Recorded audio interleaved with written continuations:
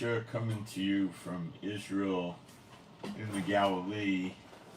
Today's going to be, I'm going to explain to you some secular type events that you probably don't know, like the Theodore Roosevelt aircraft carrier groups in the Persian Gulf.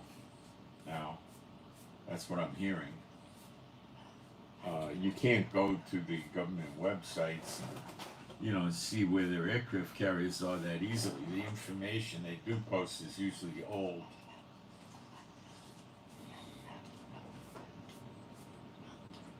And we'll explain why the aircraft carrier is there and what the Americans think is going to happen and what's really going to happen. And Iran has moved the warship near Yemen to stop the American and UK attacks on Yemen. And let's see how that goes.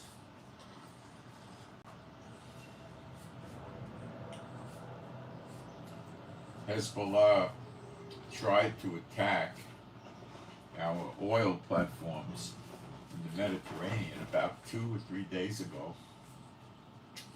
And we took their drone down from one of our warships protecting it. And yesterday in the daytime, Hezbollah launched what was confirmed to be an Iranian missile with a 50 kilogram, so it's a little over 100 pounds, bomb in it. It landed in a Druze village, kind of nearish Lebanon, not on the border. And there was a soccer game going on, and they killed 14 youths that were probably teenagers. And in addition to 14 dead, others were wounded, quite a few. And the Druze are threatening to take revenge on Hezbollah inside Israel, inside Lebanon, and inside Syria, where they have hundreds of thousands of Druze. Now, the Druze are tough cookies when it comes to fighting. When we have what's called border police, which is maybe like half army, half police, by the Temple Mount, and those are Druze. And they will deal brutally with the Muslims, although they're a type of Muslim. And they're tough cookies. And they go in the military and stuff like this. And they want their revenge. They want their pound of flesh. So we're going to get into all of this and what's going on. And I'm going to explain to you what's really going on that you're probably not going to hear in the media. And we're going to talk about Trump threatening Iran and why that's going to accelerate things, and we're going to get into the whole thing, okay? And we're going to tie it to Bible prophecy, and you're going to see in the scriptures why Iraq, Syria, and Iran get it. Okay? And we'll talk about the sleeper agents, Kamala Harris, and, Biden is dumb. Kamala Harris is, you could say, dumber. So you got dumb and dumber. And of course, we're going to talk about Obama and his role in things.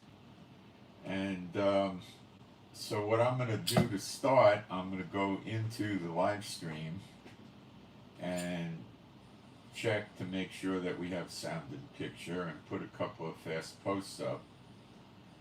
And then we're going to get started, okay? So hang in there. It's going to take a very brief period of time for me to get the, okay, we got sound and picture. It's not going to take long for me to get the posts up here. It'll be very quick. So sit tight, it'll be worth it. Okay.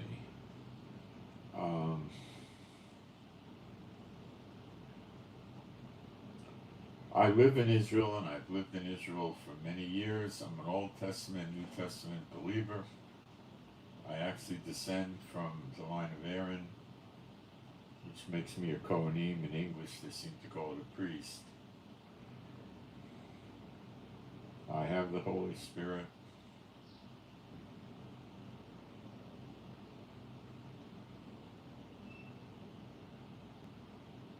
Some of the things you're going to hear today are not things you're ever hearing in the churches, but they're going to come right straight out of your Bible. And I'm going to tie them together. So if you're going to kick against me, you're really kicking against the scriptures that I'm going to be reading to you. I'm not going to talk about dreams and visions or any nonsense like that. I'm going to be giving you scriptures. Now I'm going to put my email address up. If any of you want to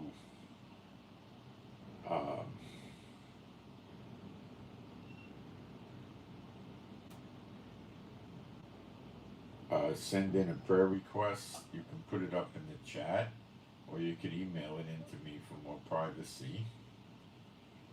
Give me the 2 initials of the person or persons you want prayer for. And it doesn't do much good when you say pray for this person. I mean, what do you want us to pray for, you know?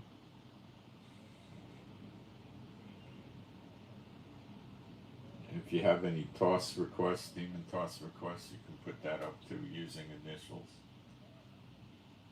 And there'll be a lot of people tossing and also praying. And I put offering information up in the chat, and it's in the description box if any of you follow the scripture about not muzzling the ox when he treads the grain. Okay. So being a Bible-believing site, I'm going to be different and do some praise using the correct names of God and the Messiah, okay? There is no God like Jehovah. There is no God like Jehovah. There is no God like Jehovah. There is no God like Jehovah. There is no God like Jehovah. There is no God like Jehovah. There is no God like Jehovah. There is no Messiah like Yeshua. There is no Messiah like Yeshua. There is no Messiah like Yeshua. There is no Messiah like Yeshua. There is no Messiah like Yeshua. There is no Messiah like Yeshua. There is no Messiah like Yeshua. The way I'd like to start is I want to take everybody back to October 7th. But actually, I want to go back a little bit before October 7th.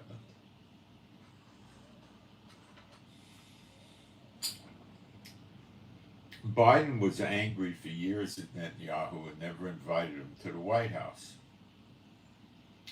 Then all of a sudden in September, around mid-September, he decides that's changed and he says, yeah, Netanyahu could come here anytime he wants. So around the 20th of September, Netanyahu goes to visit Biden in the White House.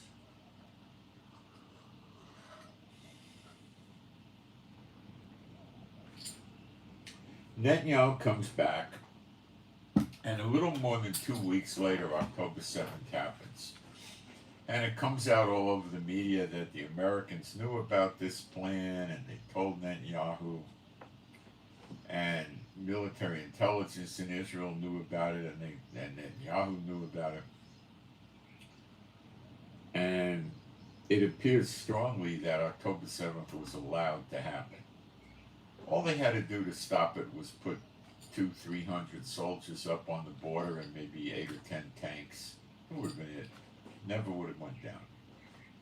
Israeli tanks generally have 2 machine guns, a 30 and a 50, and they have a machine gun that's you can operate from inside the tank, sealed in the tank, remote, with cameras. And these machine guns, carry a lot of ammo in a tank. They probably have, 1,000 or 2,000 rounds, and they'd mow them down, plus they could shoot them with the artillery piece.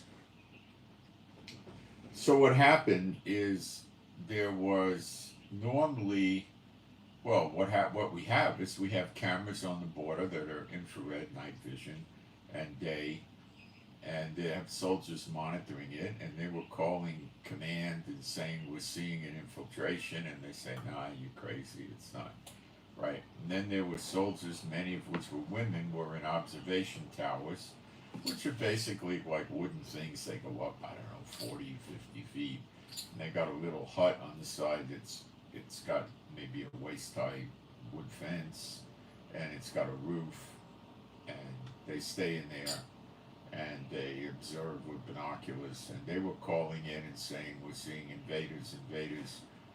And they told them, no, you're not, nothing happened, right? Well, a lot of these soldiers got killed and taken hostages, including the women, heavily on the women.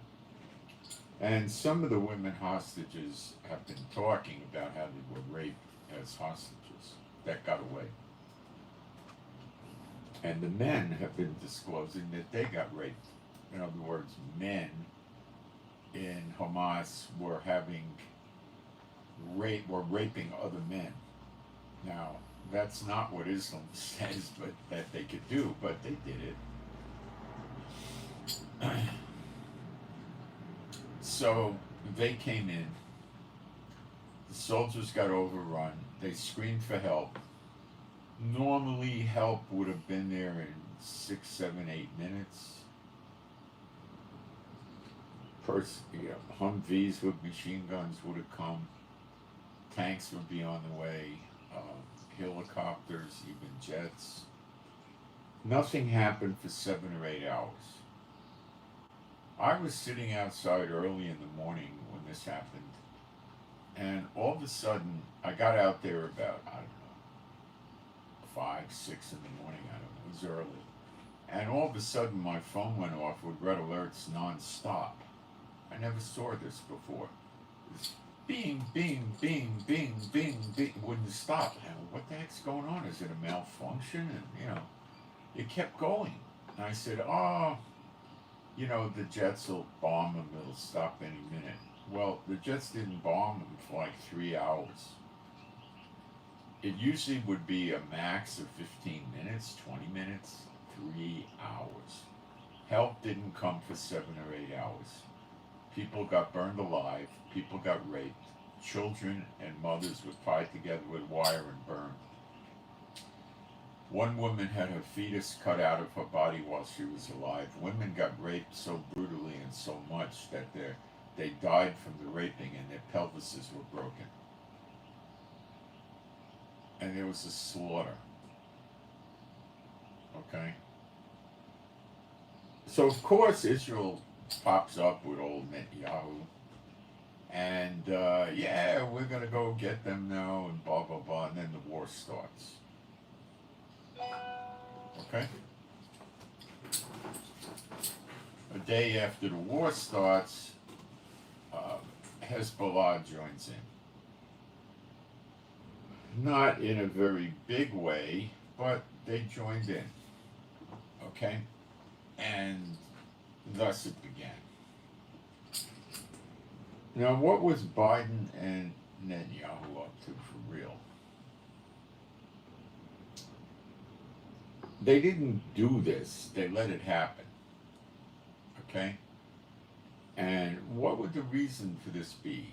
Well, they decided, or Biden decided, they needed a big war in the Middle East to get rid of Iran. Iran was contrary to Biden and Obama. And Iran was trying to dominate the Middle East. By dominate, scare Saudi Arabia, which they've done pretty good, and the UAE, and Kuwait, and Bahrain, and Qatar, and Jordan, and get all these countries to fall in line with them. And then what would have happened is, hey guys, you got to cut your oil production 10% this month. Next month, another 10%, another 10%, another 10%. And then people in America would be paying, $10, $15 a gallon for gasoline. In Europe would be paying $20, and the economies of these countries in Europe and America and South and Central America and all that parts of Asia would collapse. Russia has a mutual defense treaty with Iran, and they got all the oil and natural gas they need. China buys oil and natural gas from Iran at sweetheart prices, so they made a defense deal with Iran. Okay? North Korea goes along with this. We found North Korean soldiers in tunnels in Gaza, and Chinese. I don't believe any Russians. Okay? So, um, China and Russia and North Korea, to a lesser extent, want to break America and NATO in Europe. So the best way for them to break it would be to mess with the oil, and a major, major, major portion of the world's oil comes from the Middle East. And they also have Venezuela in their back pocket, and Venezuela is a substantial oil producer. Okay? So they were using Israel. At the same time, they had another motive. And that motive was to give Israel a nasty war. And then turn around and tell Israel, look, your only chance for peace is to create a Palestinian state, giving them the West Bank. Contained in the West Bank is a section of Jerusalem they call East Jerusalem. And that's where the Temple Mound really is. But the mound is gone many centuries ago. It was taken down by enemy soldiers. But that's the true site of the temple, and they're scared about that happening. Okay? So they want Israel to give the West Bank to the Arabs, the Muslims there, move the settlers out, like they did in Gaza, and then they would just arm the West Bank full of terrorists with all kinds of weapons and missiles, and they would attack Israel, within 6 months, a year, 2 years, whatever, after they dug their tunnels and got all their missiles and everything else. So then you would see a massive missile and drone attack and artillery and mortar attacks coming from the West Bank and Gaza and Lebanon. And they also try to use Syria, but we don't let them get away with that. Okay? So Biden wanted a big war, bust Israel up, make sure Jews don't come to Israel to live, make Aliyah, get people in Israel to leave, which some have. They intend to come back, but some have left. And get Iran provoked in a way that Iran will expose itself in a bad way and cause an excuse for America and her allies to attack Iran. And that's in the Bible. And we'll cover that. So they had a multiple operation going on here. And Obama was more than likely behind this. Okay?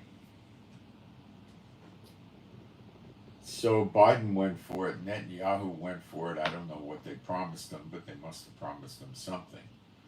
And then in the middle of it, they start withholding the bombs from us. They were telling us they'll give us anything we need. Austin was on television, the Secretary of Defense, saying, yeah, we'll give you anything you want.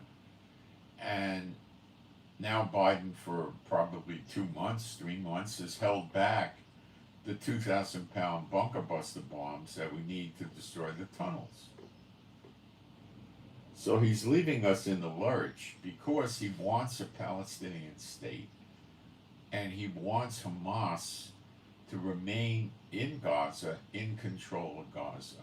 And that's why he wants this ceasefire, that we just leave Gaza and hope we get the hostages back, and Hamas is there, and then they regroup and keep attacking Israel. And the way they got all the weapons into Gaza was through Egypt. So Egypt is complicit in the eyes of the Lord, believe me. So Israel doesn't want that because they know they're just delaying a war. So they want to maintain a military presence in Gaza and make sure nothing can get in from Egypt. And we want to create a buffer zone of probably about 1.2 miles wide all around Gaza. That's like a no man's land, that if they go in there, they would probably get shot. We could put landmines in there. I don't know what the plan is. But I do know that there's a tremendous amount of resistance from America about this, and also from other nations. They really don't want to see this. It appears rather obvious to people in the military in Israel, and many people in Israel. You got to remember that a ton of people in Israel have been in the military.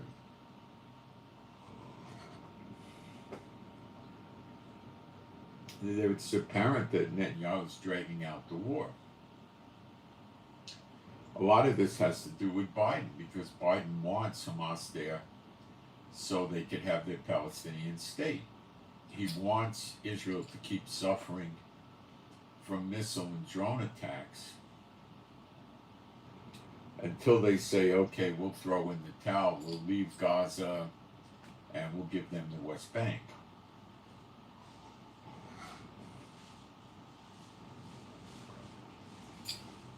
The Americans don't understand the Middle East, this administration anyway.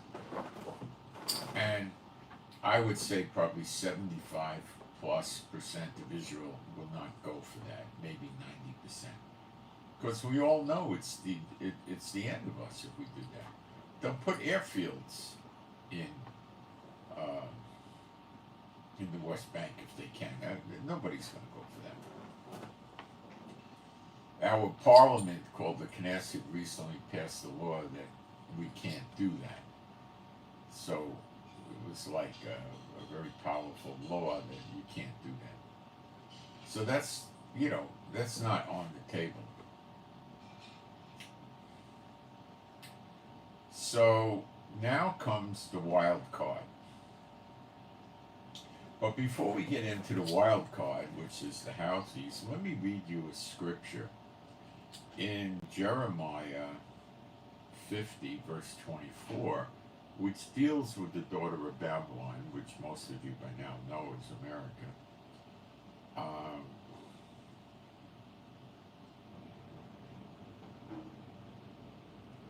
Here's what it says. I have laid a snare for thee, and thou art also taken, O Babylon, and thou wast not aware. Thou art found and also caught, because thou hast striven against the Lord, against Jehovah. Now, when the original Babylon was destroyed, what happened was this.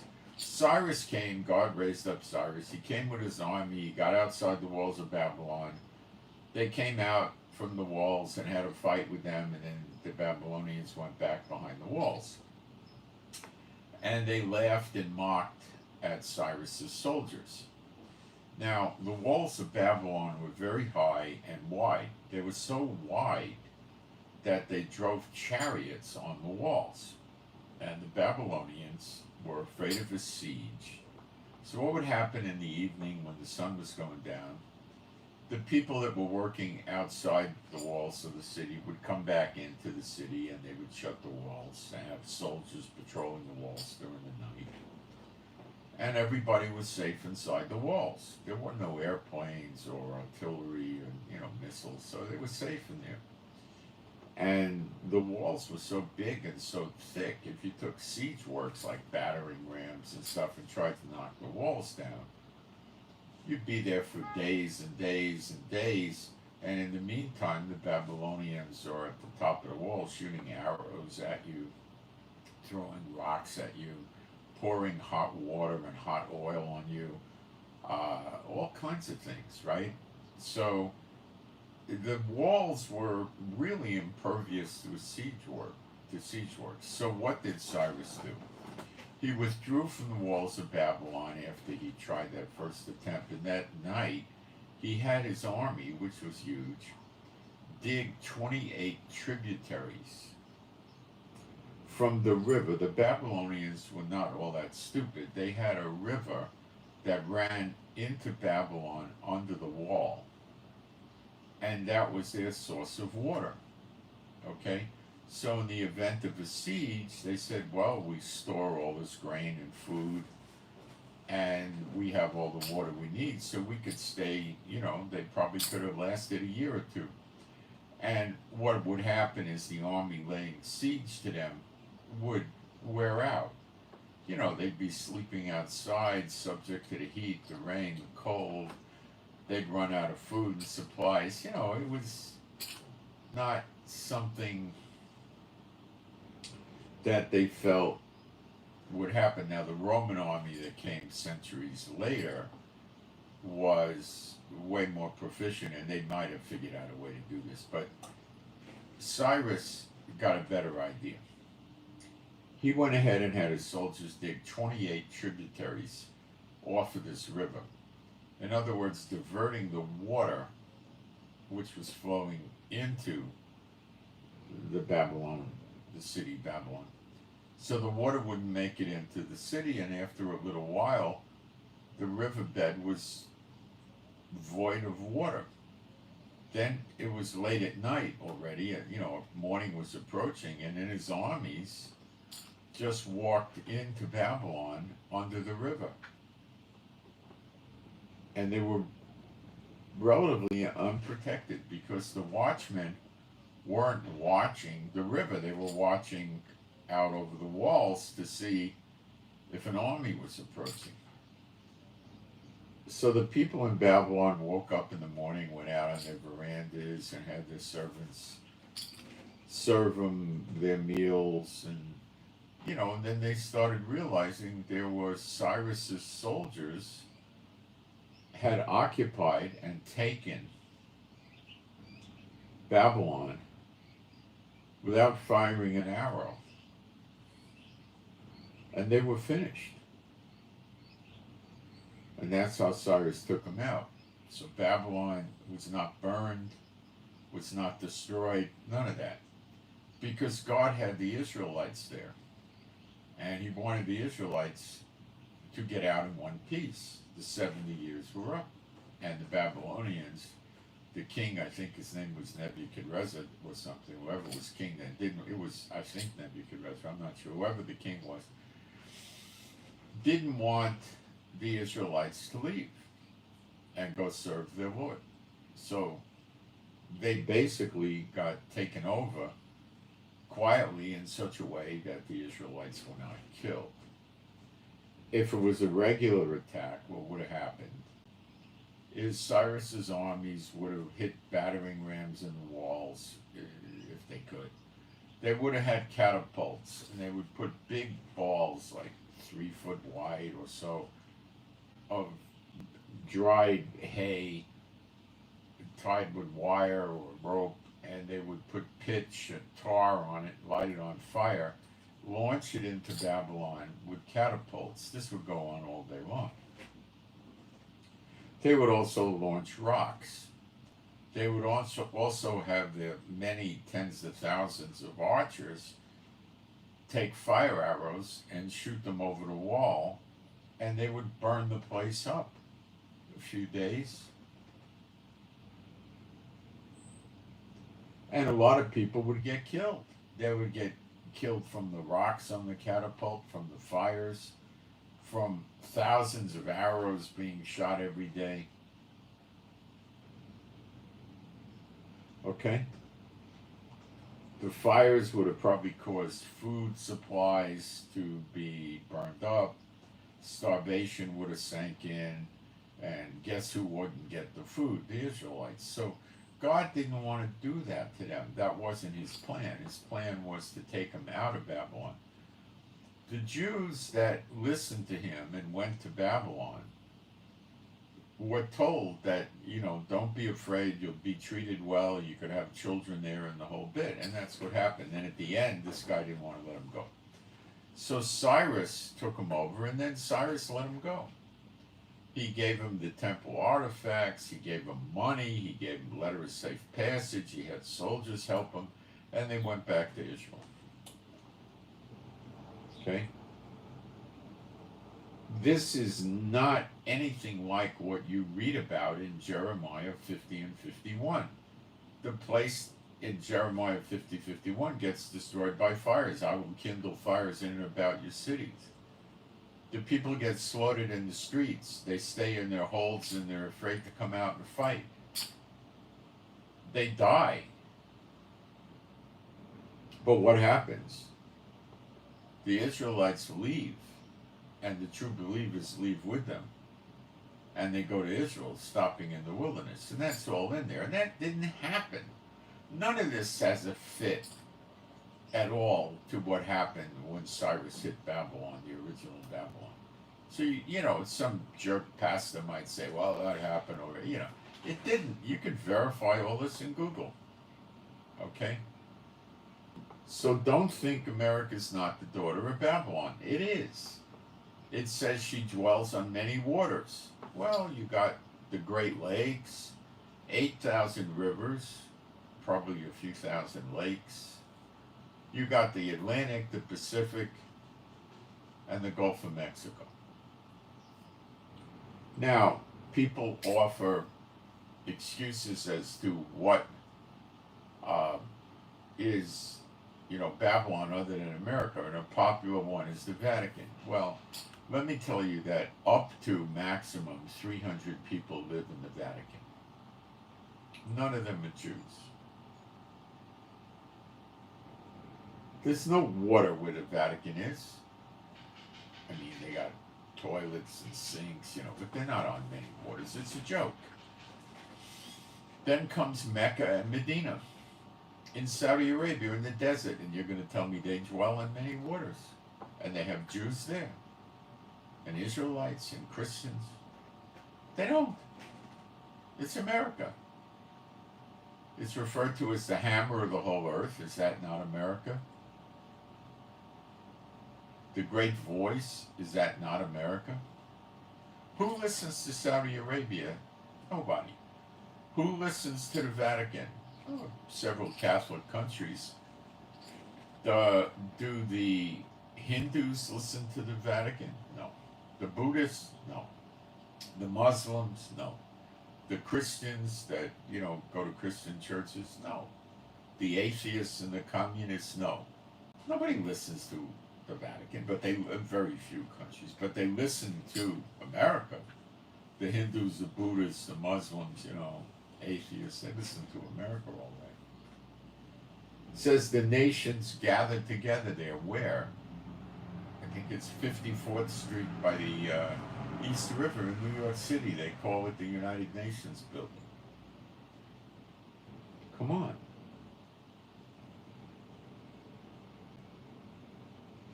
Revelation 17, the last verse, says the Hur is that great city. Now, the city of Washington, D.C. stands for Washington District of Columbia. Columbia is an idol, the Statue of Liberty.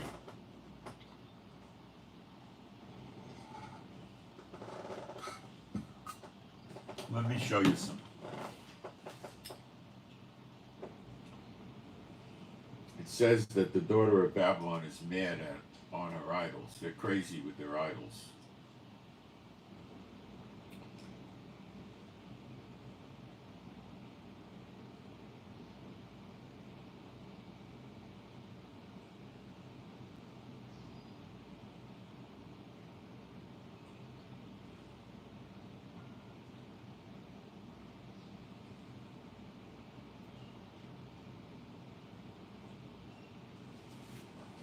Here's Columbia Motion Pictures, their icon, Columbia. Is that not the Statue of Liberty? Is not that the same stupid woman idol on top of the Capitol building? You see, it's a city. It's not part of the 50 states. Do you know that? It's administered by the federal government.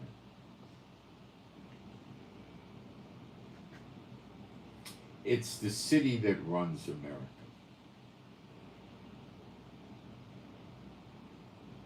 Okay? And I seen some nincompoop church jerks running around this morning saying that Kamala Harris is the whore of Babylon. I mean, that's one of the only person that's going to buy that is somebody that never reads their Bible, let alone the Old Testament, and just listens to idiots because they don't know how to study the Bible themselves. Many are called, but few are chosen. These are the ones that are called, not the ones that are chosen, because they wouldn't buy into this garbage. Broad and wide is the road to destruction, and many find it. Straight and narrow is the path, and few find it. Okay? So I'm giving you the whole background so you understand this thing. Alright? So we know there's sleeper agents in the United States. By that I mean there's anywhere from 10 to 15 or 20 million, I don't know, illegals that come into America, and some file for amnesty and some don't. And 70% of them are military age males. A lot of them are Muslim, Chinese, probably North Korean, Russian, whatever. And they're there. And China bought huge amounts of land next to all the military bases in America, and that's where these sleeper agents are residing to a great extent. And in the cities also. There's probably, according to estimates, 7 million to maybe 8 or 9 million of these sleeper agents in America. And they will attack the American military bases when the call goes out. And when America messes with Iran, which it's doing this week, right now, it's probably going to happen. Now, if they don't get rid of Iran, Iran's going to scare Kuwait, Bahrain, Qatar, UAE, Oman, Saudi Arabia, probably Jordan, to do what they want with oil. Raise oil prices, cut supply back, and break the back of the West. How many people in America would not be able to afford to go to work if they had to pay $12 or $15 a gallon for gas? Many.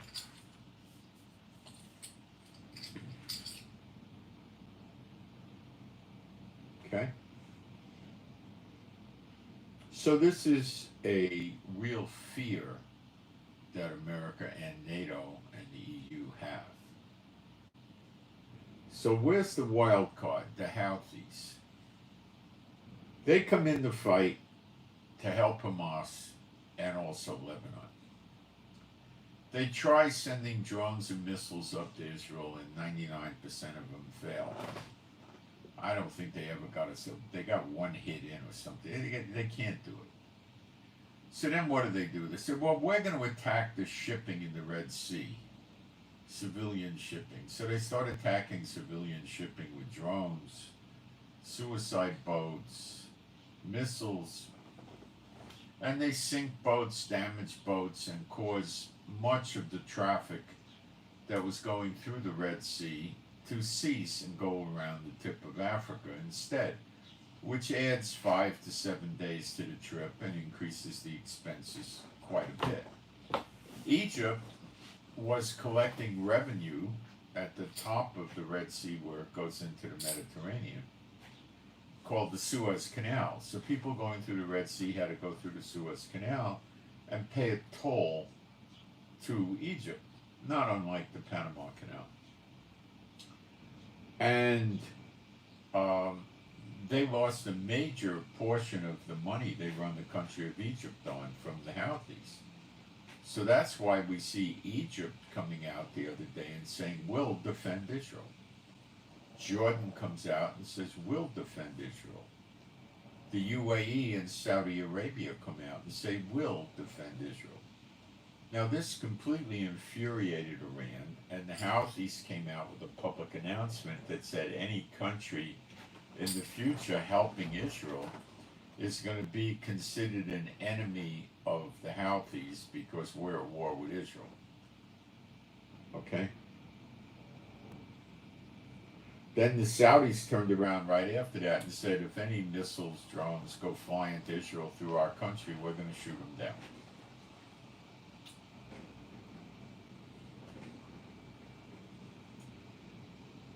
Okay? The Houthis threatened Italy because when Israel attacked the Yemen about, I don't know, 7 or 10 days ago,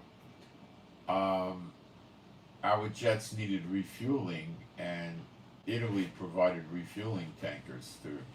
So they told Italy if they ever do anything like this again, there'll be a war with Italy and attack them. So they've threatened the United States, they've threatened the UK, the US and UK keep bombing them, but not significantly like Israel did.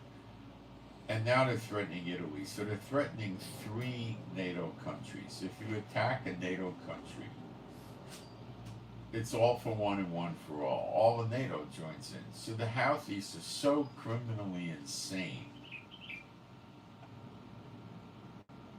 that they're threatening Israel, America, UK, Italy, Saudi Arabia, Oman, Egypt, Jordan. This is so stupid. You know, you have no idea. I mean, it's like Nassau in the Bahamas declaring war on America. I mean, it's stupid. Criminally insane psychotics. That's what they are. Nothing but.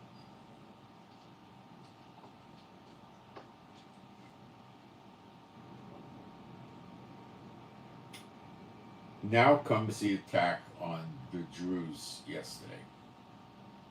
14 young guns, teenagers dead, others wounded. First thing big bad Hezbollah said is, oh no, we didn't do it.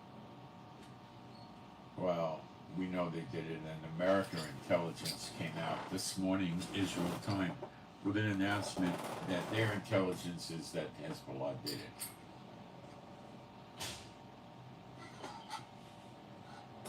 They did say it's undetermined if Hezbollah was trying to hit another target and the missile went astray. They don't know.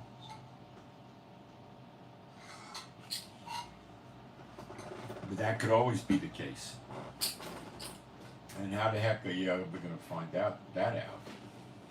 You know. The Druze are very tough cookies. They fight. They go in the Israeli military. They get in special forces. They're a subsect of Islam, but they don't get along with the regular Islams. They're very close-knit. They live in Israel. Many are citizens. They support Israel. They like Israel. They don't have any Druze terrorists in Israel. They don't start fights with us. They don't bother us. They're good citizens in Israel.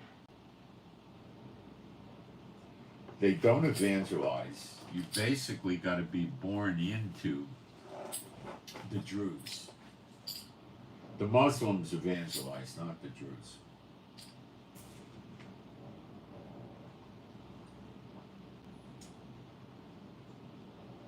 So the only way they could expand is to have children and bring them up as Druze. It's a little bit more of a mystical type sect of Islam.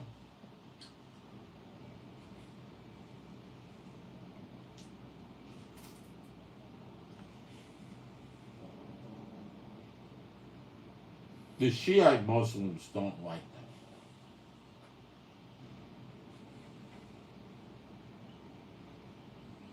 Now, the religious leader of all the Druze is stating that Druze blood is not cheap.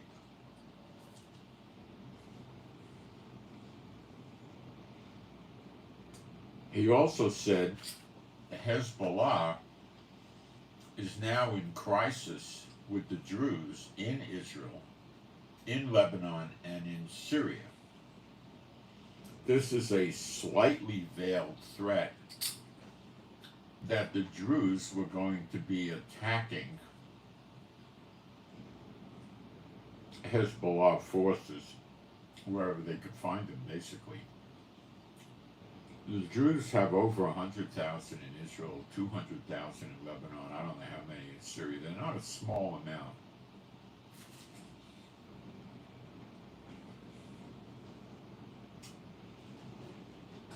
Rest assured, Netanyahu will use the Druze to his best possible advantage to hurt Hezbollah.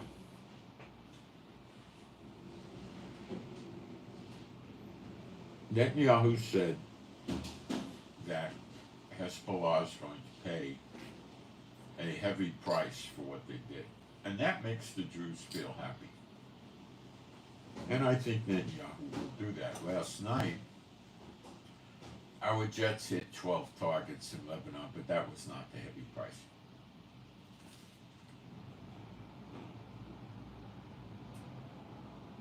When we hit Yemen, that was a heavy price on Yemen. And it's going to be that kind of an attack.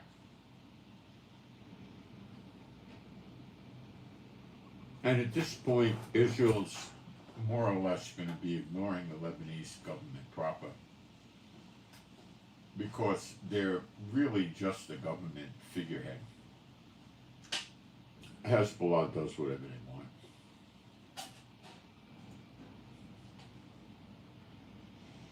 The Druze leader went to the UN and is trying to get complaint and action going over genocide.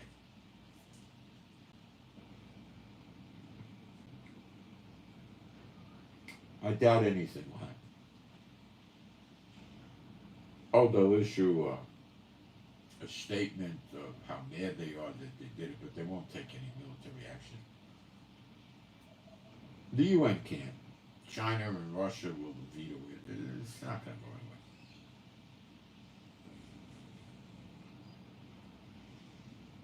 anywhere. Netanyahu was in America during the attack, and the president of Israel was in Paris for the Olympics.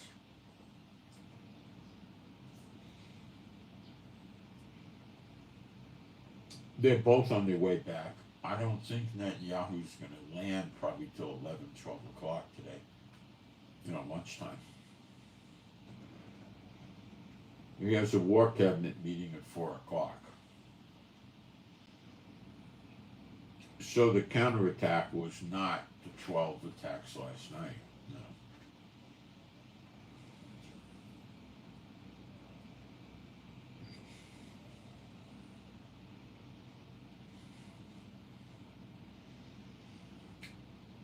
When Netanyahu counterattacks him,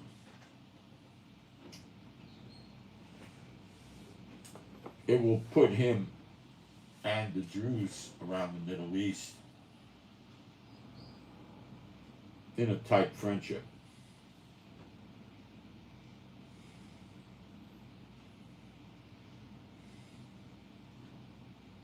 Tighter. They're tight already. The Druze remain faithful to the government of any country that they live in. They live in Lebanon and they remain faithful to the Lebanese government, which opposes Hezbollah. They have no obligation to Hezbollah in the least, and they are mad, and they want their pound of flesh.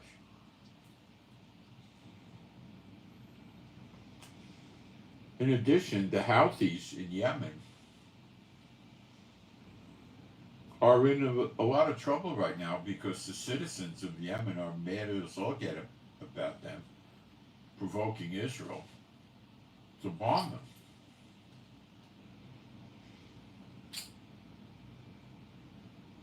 As far as I know, it's not turned into a shooting war, but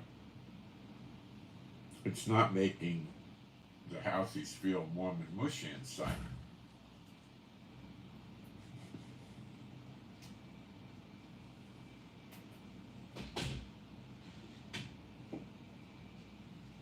buying a full auto AK-47 in Yemen. You just go to the shuk, you open your market and buy one. Full auto. You want an RPG? You buy it. You want other kinds of machine guns and pistols? You buy it.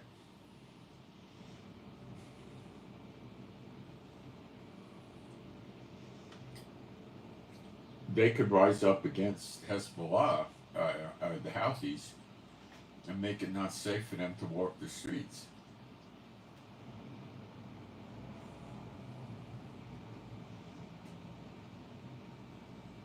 If they know where the families of the Houthis are, they'll kill them.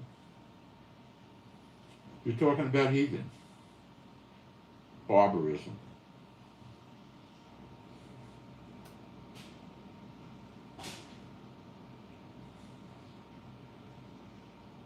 Brother fighting brother.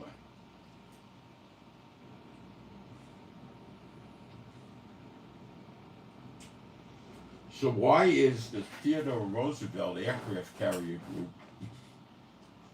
which is going to be at least 4 escort ships, if not 6 or 8, missile cruisers and destroyers,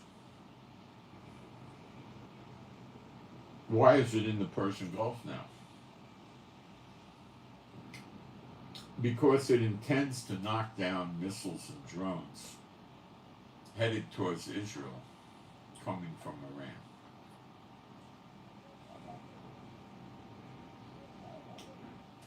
Along with Jordan doing knockdowns, Saudi, UAE, and Egypt, if needed.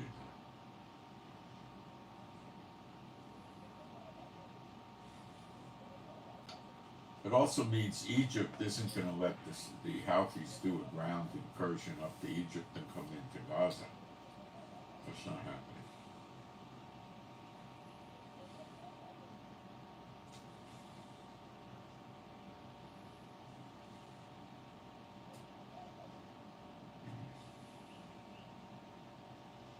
The Iranian ship near Yemen is troubling. The Houthis have shot at American destroyers and aircraft carriers, and I believe hit them in the last 2 months several times.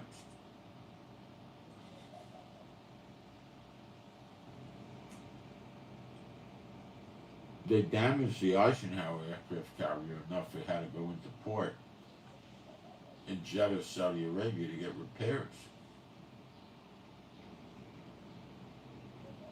Then they took it back to America.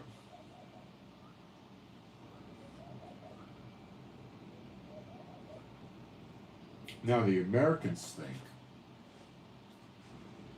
they can put the aircraft carrier in the Persian Gulf and take down Iranian missiles and drones headed towards Israel. And Iran will do nothing about it. I don't think so. I think they'll shoot their hypersonic anti-ship missiles at the American Navy. I think the American Navy knows it.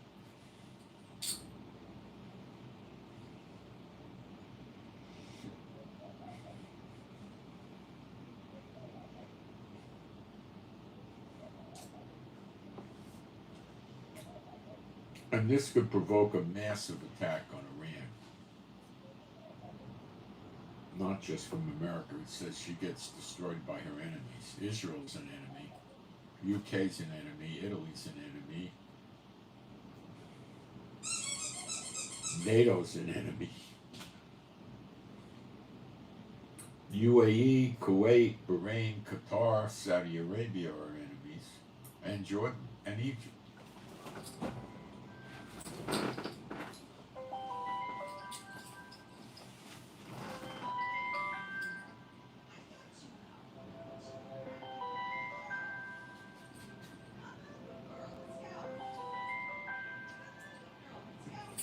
I don't even know that. So,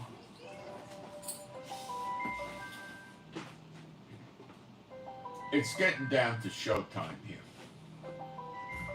what's going to happen is Netanyahu's going to come back. They're going to have a meeting. They're going to go through target packages in Lebanon, contingencies, what to do with the Houthis and all this stuff. And they're going to decide in their attack. I'm going to take a 1-minute break and come right back. We'll keep digging deeper. You can put questions up in the chat. I'll look at the questions when I get back.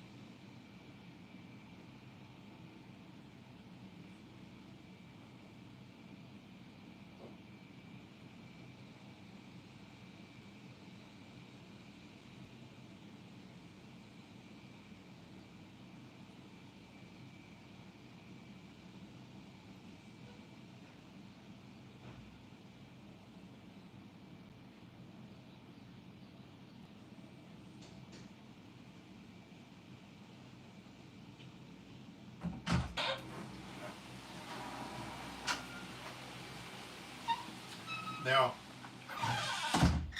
America, a few months ago, before things really got heated up, I'm going to make myself another tomato juice drink while I talk to you. Before things got heated up, had 58,000 soldiers in the Middle East.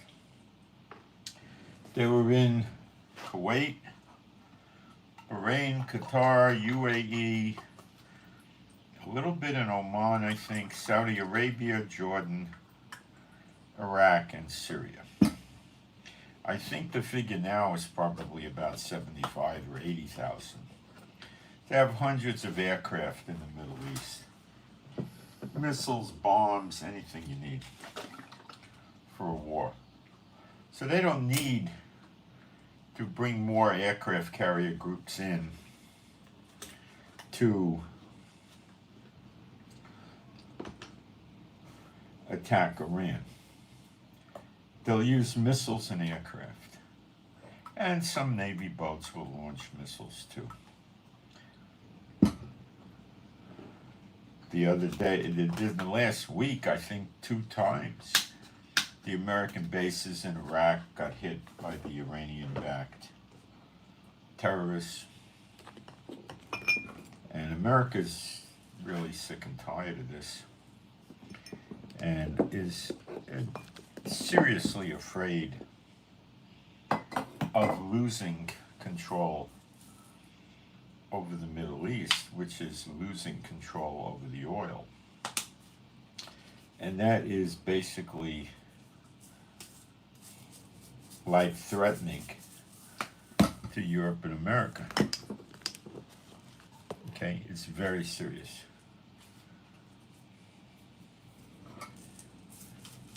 And they know that Iran is working in conspiracy with North Korea, China, and Russia. And they are very concerned and very worried about it. and they're in no means in any mood to see Iran make things worse and worse and worse.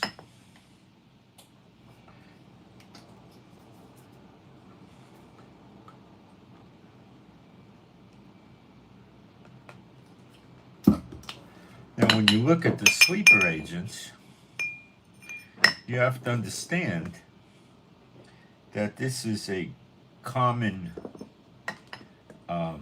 effort with North Korea, China, Russia, and Iran. Russian warship just went back to Cuba again. Second time in a month. That's not meaningful, that's just provocation. But how much provocation does America want to take? See, what I think Obama did is he had Biden as his vice president for 8 years. Jake Sullivan, Blinken, and Austin, Secretary of Defense, all worked for Obama when he was president. So Obama is likely running the White House. Now Biden's in a deteriorated mental state. So I think with the sleeper agents, what Obama did was tell them, well, let's just open up the borders. We'll let them come in. We'll give them the right to vote. And you'll win the election. Now, I don't think Obama was really going after that, although it would work, probably. What he was trying to do was destroy America or convert it to a Muslim state, one or the other.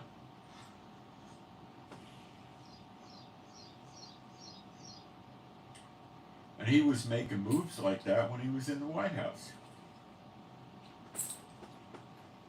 Remember, he took $1 billion of American currency, put it on an airplane, and flew it over to Iran.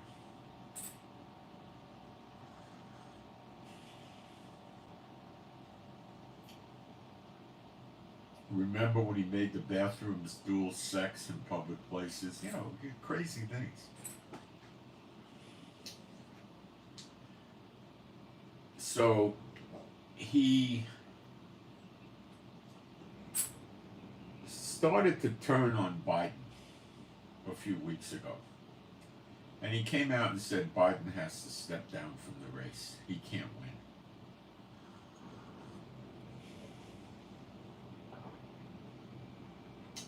That was right after the debate.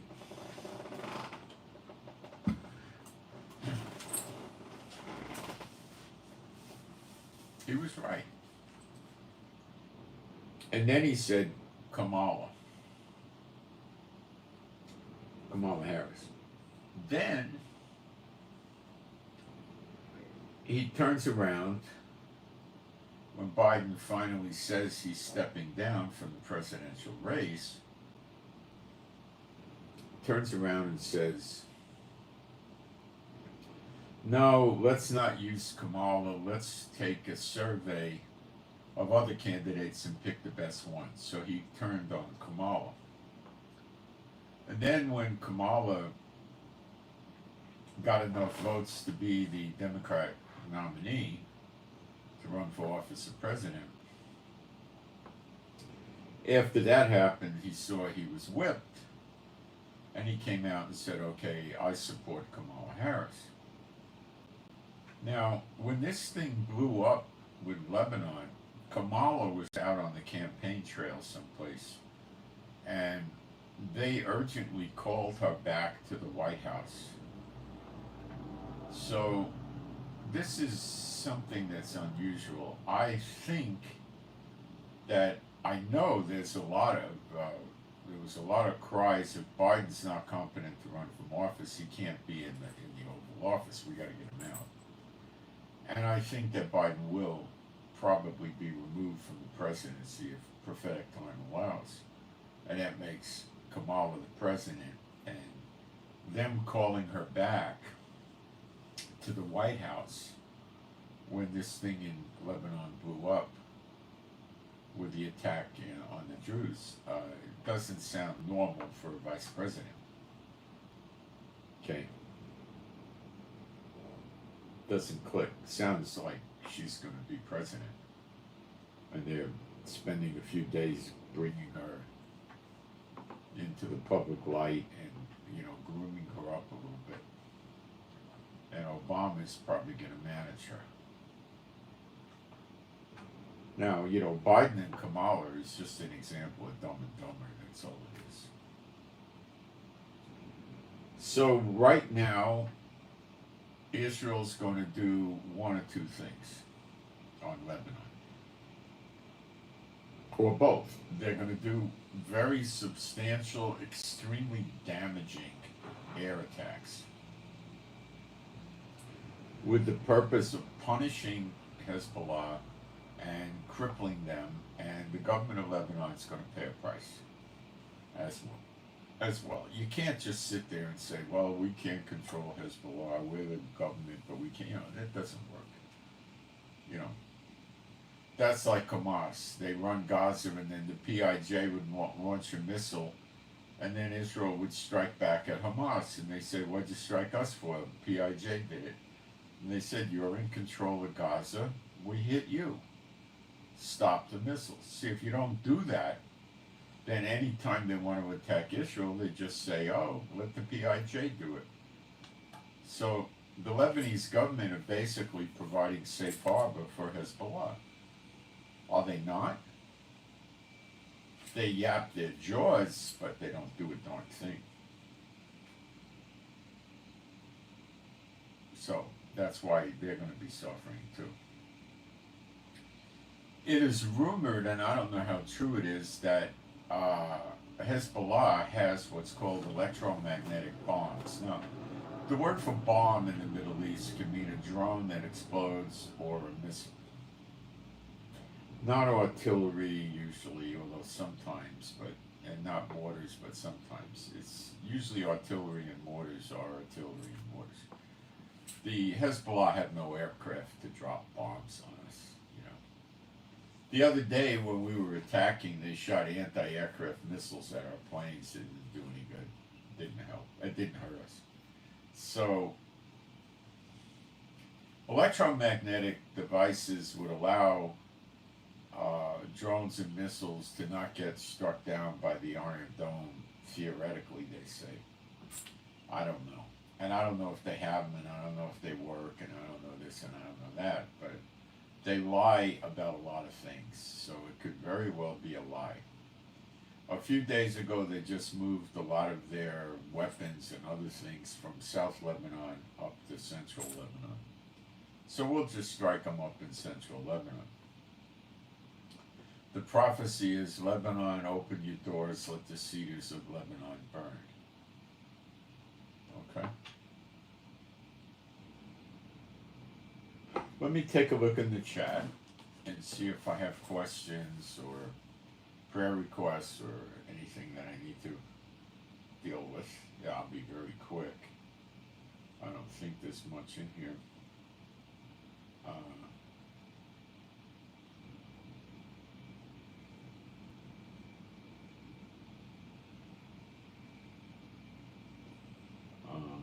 Okay, I don't have anything to deal with in the chat. So that's where we're at right at this minute, ready to explode. I'd say in the next hour or two, at most 3, Netanyahu's going to land. He's going to want to have a shower. He's going to want to go get some briefing before the war cabinet, eat something, have a shot of something maybe, I don't know.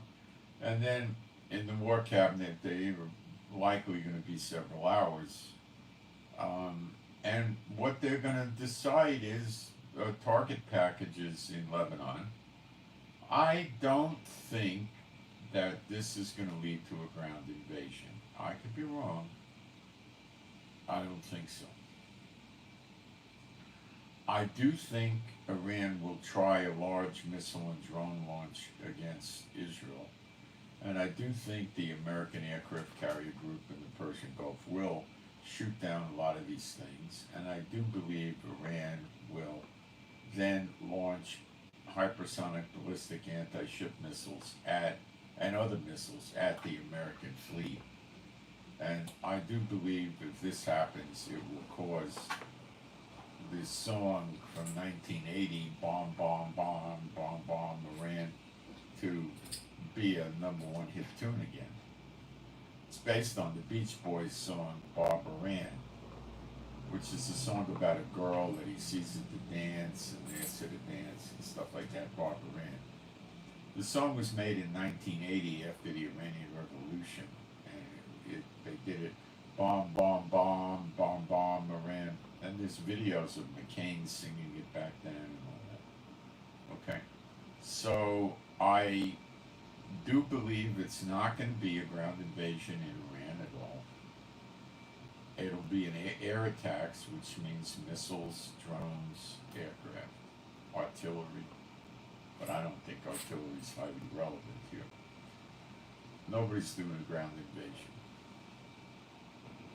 And it'll be not just America. And there's a lot of aircraft in the area, in the Middle East.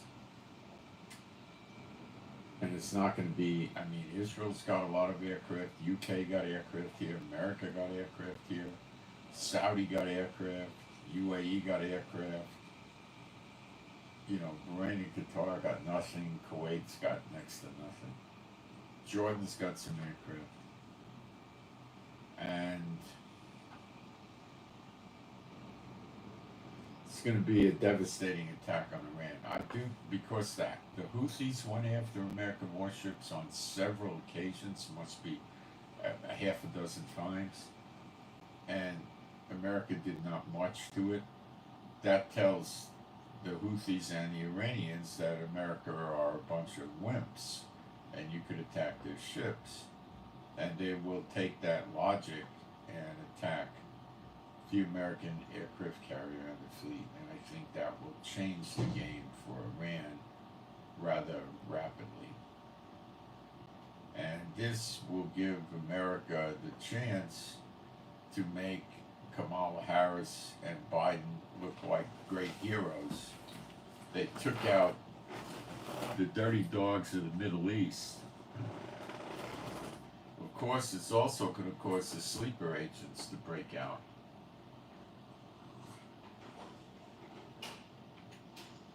And that would mean the end of America. And that is what I would constitute or call the Day of Vengeance.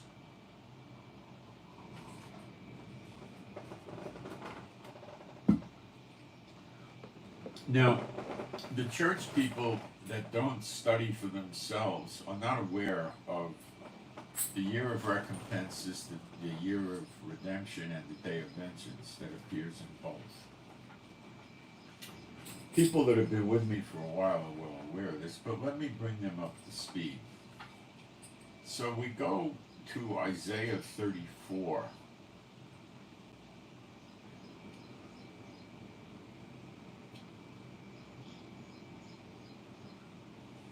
And we could go to verse 1. Come near, you heathen, or nations, heathen nations, to hear, and hearken, you people. Let the earth hear. Now, that's the land, is what it says. And all that is therein. The world, now that word means the world. The land, Haaretz, often means the land of Israel. Ha is the Eretz is land. This word means world. The world and all things that come forth of it. For the indignation, that's a fancy way of saying anger, of Jehovah is upon all nations. Now, if you want to kick against this, you're kicking against the scriptures. And remember what Yeshua says, if you reject knowledge, I will reject you. You can kick against me, but I'm just reading you the scriptures.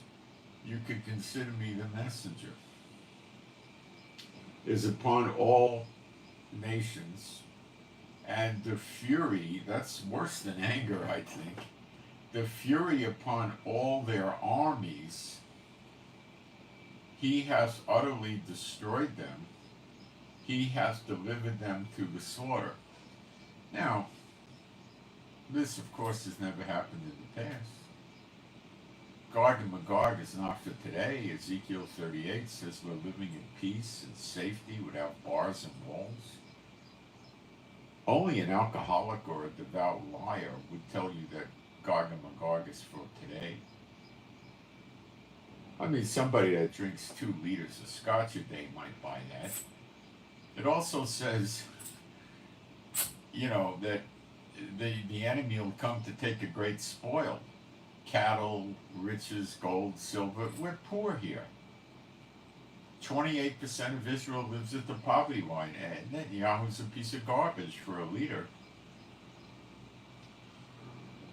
Their slain also shall be cast out, and their stink shall come up out of their carcasses. Now all the armies going to slaughter. Let's see if we can put this together a little bit in our heads. Let's go to the Asia-Pacific region. North Korea versus South Korea. Japan would join in and be affected.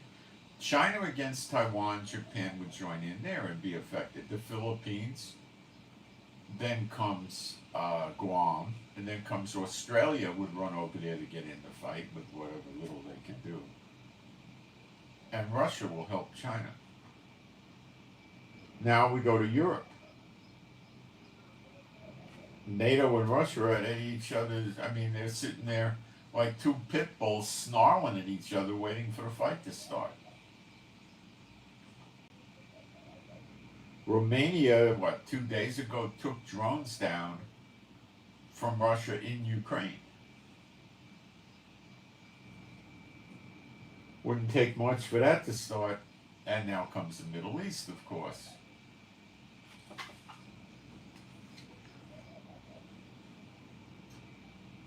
Isaiah 34:4, and all the host of heaven shall be dissolved. Now this is a future event for the end of the great day of the Lord. And now I don't think that let's keep reading. All the host of heaven shall be dissolved, and the heavens shall be rolled up together as a scroll, and their hosts shall fall down.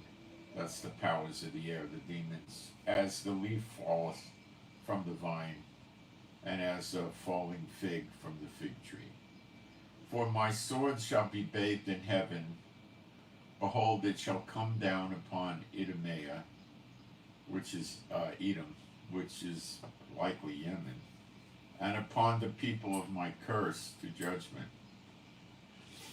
The sword of Jehovah is filled with blood. Now, when it says, the scrolls rolled up and stuff like that, that could,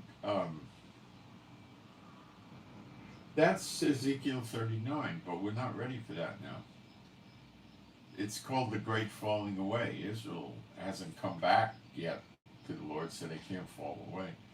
The sword of the Lord is filled with blood. It is made fat with fatness, and with the blood of lambs and goats, with the fat of the kidneys of rams, and for Jehovah hath a sacrifice in Bozrah, and a great slaughter in the land of Idumea.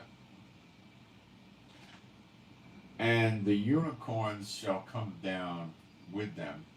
Now, people say those are rhinos with one horn. Shall come down with them, and the bullock with the bulls. And their land shall be soaked with blood, and their dust made fat with fatness. Now, not all this is directed towards today, but then it says, for it is the day of the Lord's vengeance and the year of recompenses for the controversy of Zion. The controversy means strife, the fighting over Zion. They don't want God to establish Israel as the head of the nations. They want Satan to be the head of the nations. Okay, now I have to deviate from the scriptures. Last year, around August 1st, I could be off 3, 4, 5 days, the Lord told me that we were in recompenses, the year of recompenses. This is the year of recompenses. He didn't tell me the date it started, so I don't have the day or the hour. Okay, now the day of vengeance, as you'll see, is associated with the year of recompenses and the year of redemption. And that's very curious, because that means there has to be an overlap of that day. So the day of vengeance could be the end of the year of recompenses and the beginning of the year of redemption.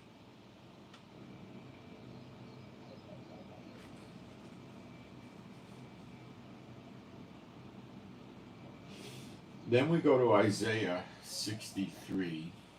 The church never teaches this. Who is this that cometh from Edom? We could be thinking Yemen. With dyed garments from Bozrah. Now, Bozrah is... What the heck is Bozrah?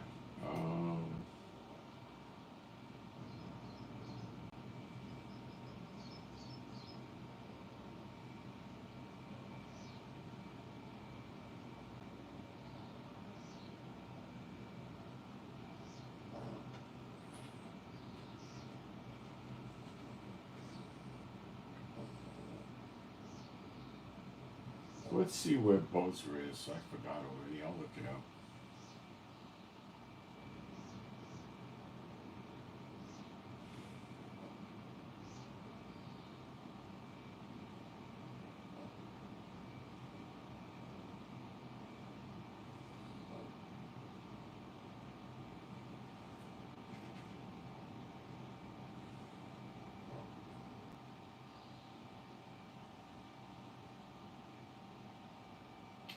Jordan. Bozrah's in Jordan. But it wouldn't be North Jordan, where the government is.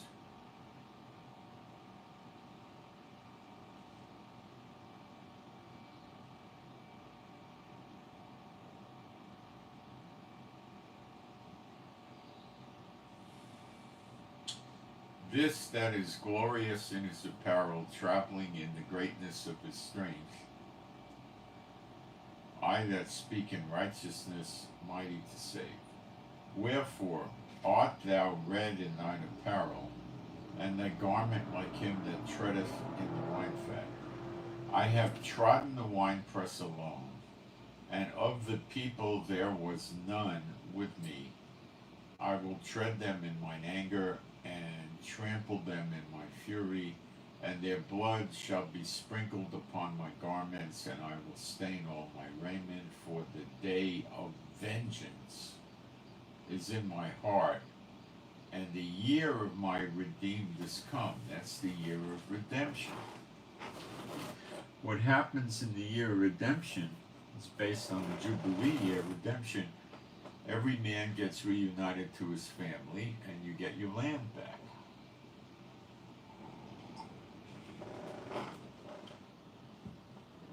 The Arabs are living on our land. And I looked, and there was none to help. But God gave us this land, and they want it for themselves. That's one aspect of the controversy of Zion. And I looked, and there was none to help, and I wondered that there was none to uphold. Therefore my own arm brought salvation unto me, and my fury upheld me. And I will tread down the people in my anger, and make them drunk in my fury, and will bring down their strength to the earth. I will mention the loving kindness of Jehovah, and the praises of Jehovah, according to all that Jehovah hath bestowed on us, and the great goodness toward the house of Israel, which he hath bestowed on them, according to his mercies, and according to the multitude of his loving kindness. For he said, surely they are my people, children that will not lie. So he was their Savior. In all their affliction, he was afflicted, and the anger of his presence saved them in his love, and in his pity, he redeemed them. And he bare them and carried them all the days of old. All right, so that's pretty much, and then you see something like this again in Isaiah 61. For Zion's sake, that's Israel's sake, will I not hold my peace, and for Jerusalem's sake I will not rest, until the righteousness thereof do go forth as brightness. And the word for brightness, interesting. Nagah.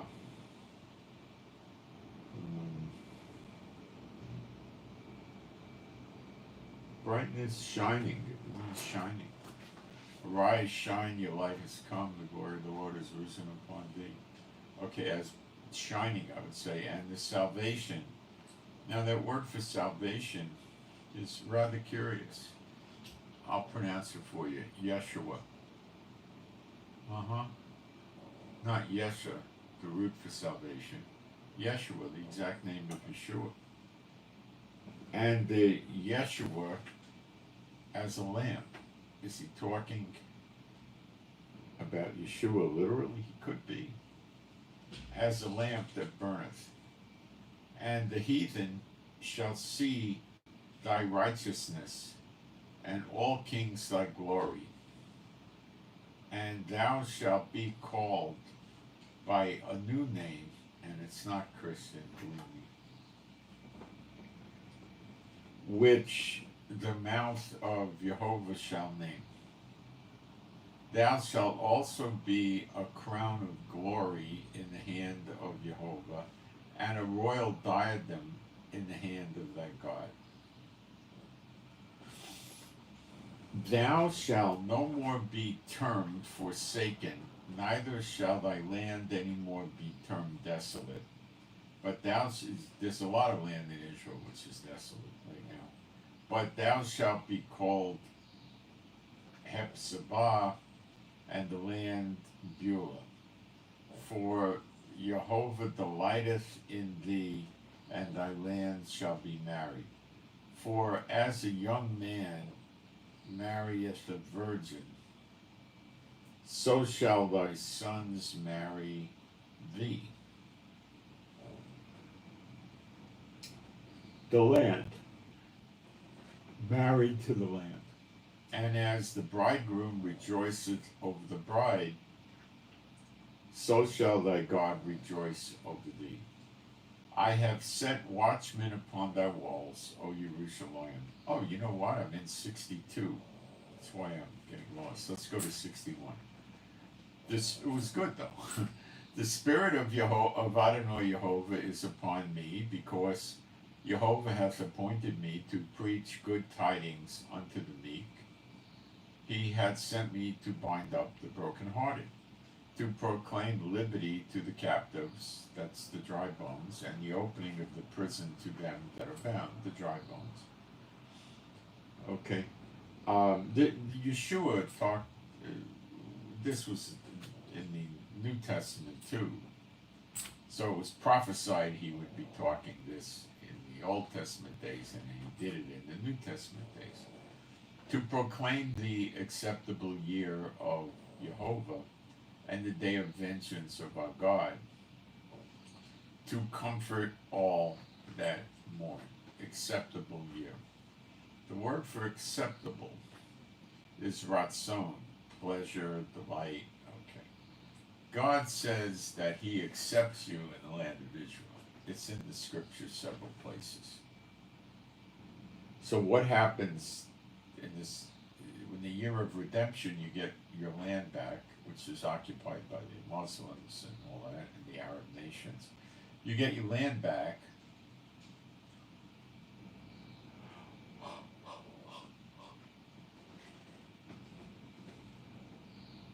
and thus you come live here. Even if you're not born from an Israelite lineage, you're in Yeshua, you're in Israel. Thus all Israel shall be saved. You come and you live here, and you get your land. So he says to proclaim the acceptable year of Jehovah. That would be the redemption year. And the day of vengeance of our God, to comfort all that mourn. And you see them mourning in Zechariah 12:10. After they look upon the one whom they have pierced.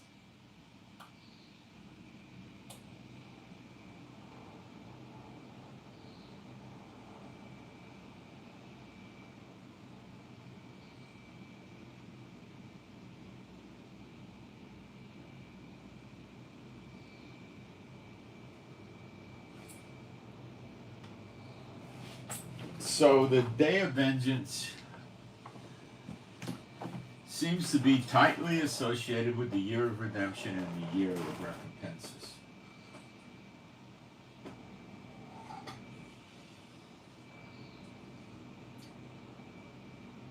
Recompenses is payback.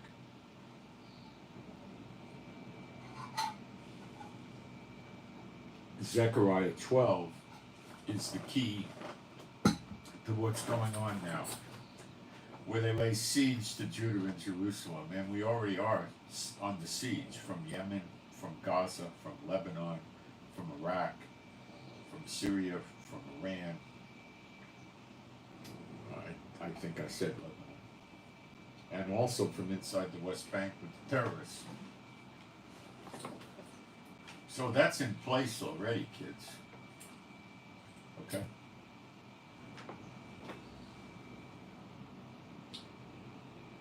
And what you're going to see is, to some people, rather shocking because the church doesn't teach it to them. And in Zechariah 12:6, you see this? Whoops. Zechariah. In that day will I make the judges of Judah like an earth of fire among the wood, and like a torch of fire in a sheaf, and they shall burn up all the people round about on the right hand and on the left, and Jerusalem shall remain still in her own place, or remain still inhabited in her own place. Now, who do you know has fire coming out of their mouth that's also a prophet?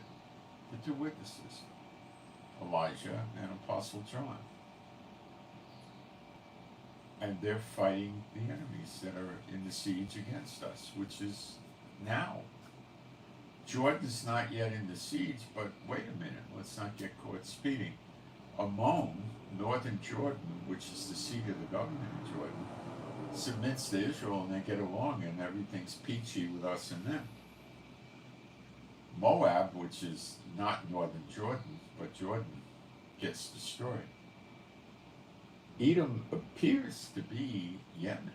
We covered that the other day. Now I should cover the destruction of Iran for you. Before I do that, I want to show you something to support what I have been telling you. Jeremiah 30 verse 1. Now, to believe all this, you have to believe that God is great. And he's a super powerful God, and most people don't understand how powerful he really is. The word that came to Jeremiah from Jehovah, saying, Thus speaketh Jehovah Elohim of Israel, Jehovah God of Israel, saying, Write thee all the words that I have spoken unto thee in a book. The word is safer. It could mean a scroll too, but anyway. For lo, the days come, saith Jehovah, that I will bring again the captivity of my people Israel and Judah, saith Jehovah, and I will cause them to return to the land that I gave to their fathers, and they shall possess it. We don't have all the land that the fathers had. David ruled out of Syria at Damascus. Lebanon, we're going to go up something like 150, 180 miles into Lebanon. Gaza comes back to us. You know, we by far don't have all the land yet. And the only people that have come back to Israel is part of Judah, which consists of Judah and Levi. So this hasn't really happened. This is speaking of the next great Exodus. And these are the words, that's not a biblical term, but that's what I use. And these are the words that Jehovah spake concerning Israel and concerning Judah. For thus saith Jehovah, we have heard a voice of trembling, of fear, and not of peace. So the clowns that are teaching you that the man of sin's coming to Israel in these days and he's going to speak peace and all that, it's going to happen. The falling away, which is 60-something years away, and you know, that's just stupid people that teach that. Ask you now and see whether a man doth travail, in other words, give birth, with child.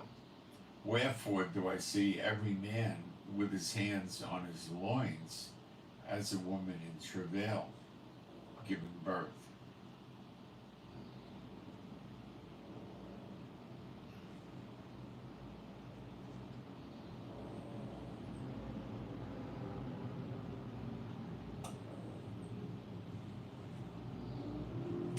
So the men are so scared they clutch their guts. That's from the siege where they surround Judah and Jerusalem in Zechariah 12. Massive amount of them. Well, they're around us now. They're moving into position in Syria. They started, I think, yesterday. The Iraqi soldiers that were in northeast Syria are moving to southwestern Syria to be close to Israel.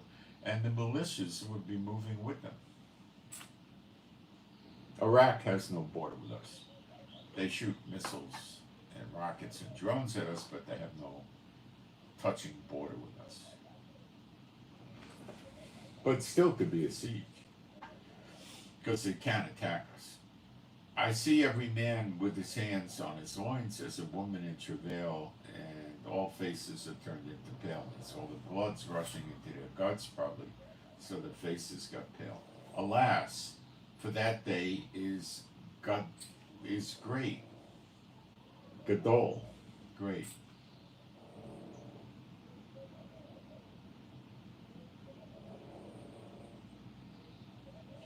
So that none is like it. It is even the time of Jacob's trouble, but he shall be saved out of it.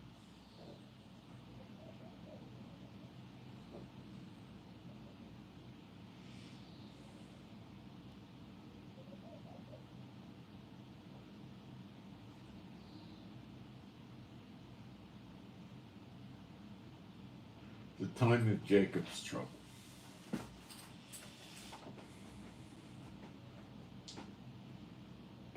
We're here. It's great, but he will be saved out of it. How? 2 witnesses burning up the enemies.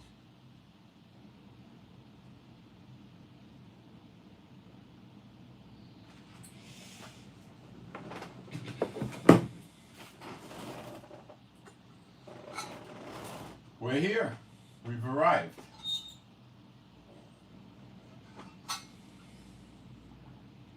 The siege is in place.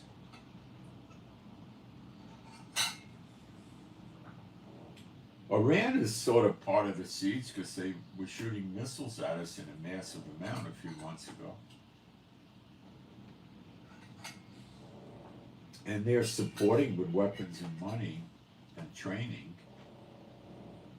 the ones that are actually doing the fighting against us.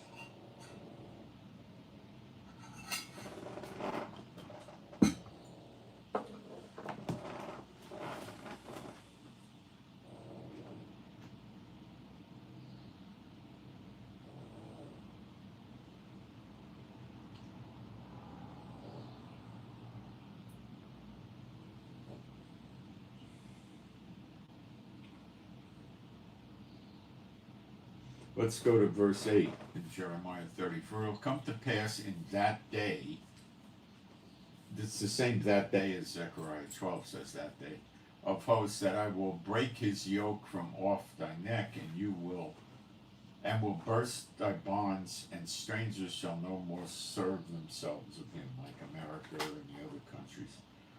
But they shall serve Jehovah Elohim and David their king, whom I will raise up unto them.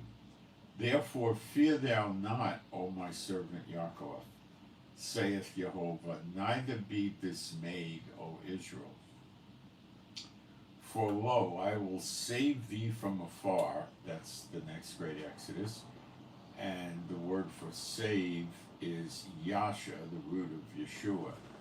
So it would probably be better translated in lousy English. I will salvation you from afar.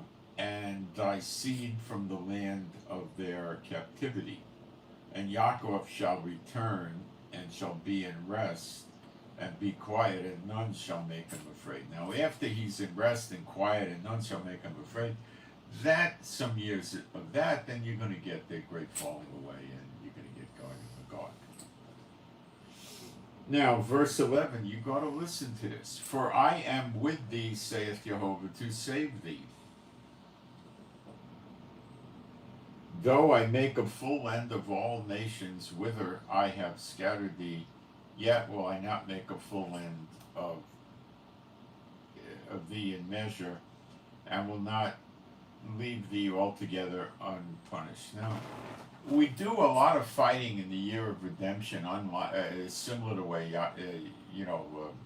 Joshua led Israel to fight and get the land back. So the nations may get destroyed then. Probably during the year of redemption, they'll be fighting against us and stuff, I guess.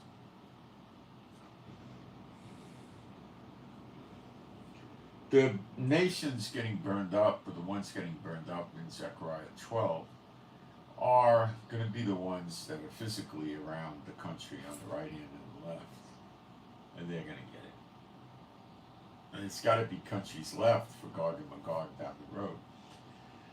So I'm not sure exactly when all these nations are going to get destroyed, but the armies, I think, are going to be destroyed pretty good pretty soon. And it's, the scripture after Zechariah 12, they shall study war no more, make their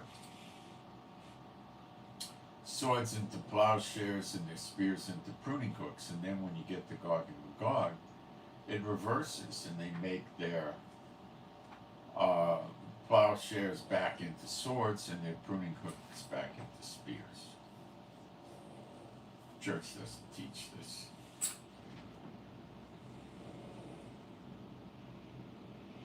So Zechariah 12 is about to go down. Is Iran going to get it too? I think so. Let's read it. Jeremiah 49. And I want to check the chat real quick and see if I'm getting questions or... No. Okay. Jeremiah 49:1. Concerning the Ammonites, thus saith Jehovah, hath Israel no sons?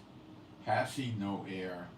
Why then doth their king inherit God, and his people dwell in his cities? Okay, God is,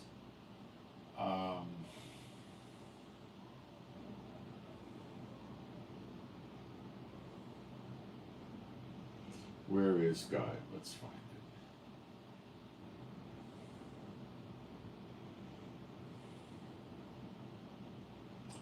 Well, I have to look that up.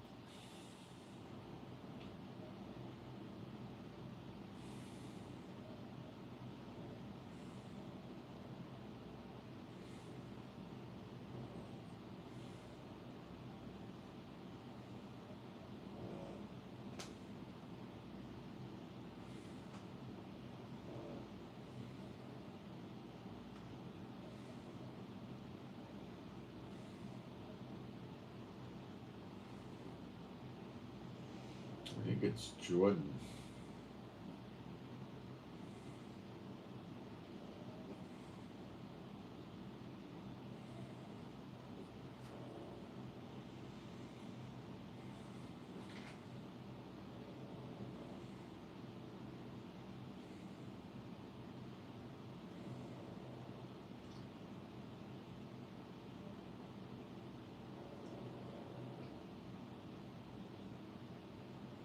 I'll go with Jordan on this. Okay. Um,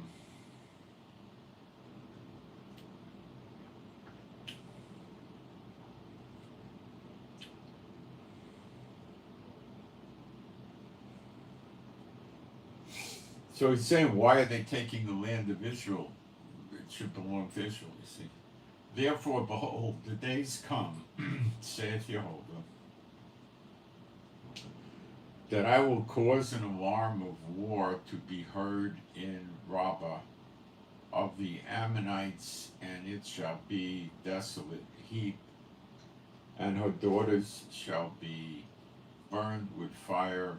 Then shall Israel be heir unto them that were his heirs, saith the Lord. So in other words, we'll inherit the land. That's what it's saying. How, O Heshbon, for AI, it's not artificial intelligence, it's a place, is a spoiled city, you daughters of Rabbah. Gird you with sackcloth. Okay, Rabbah, where's Rabbah?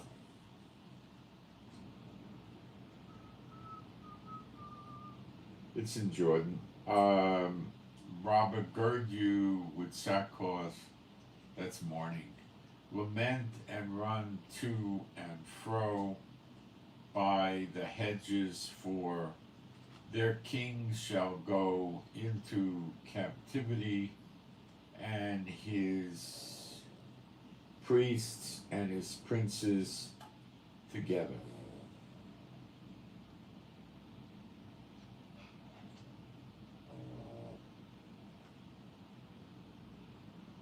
Wherefore glorious thou in the valley, in the valleys,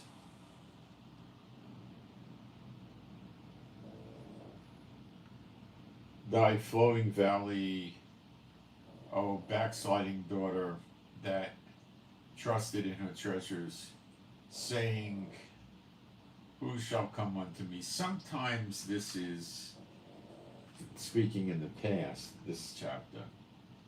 Trusted in her treasures. The word for treasures is atzar.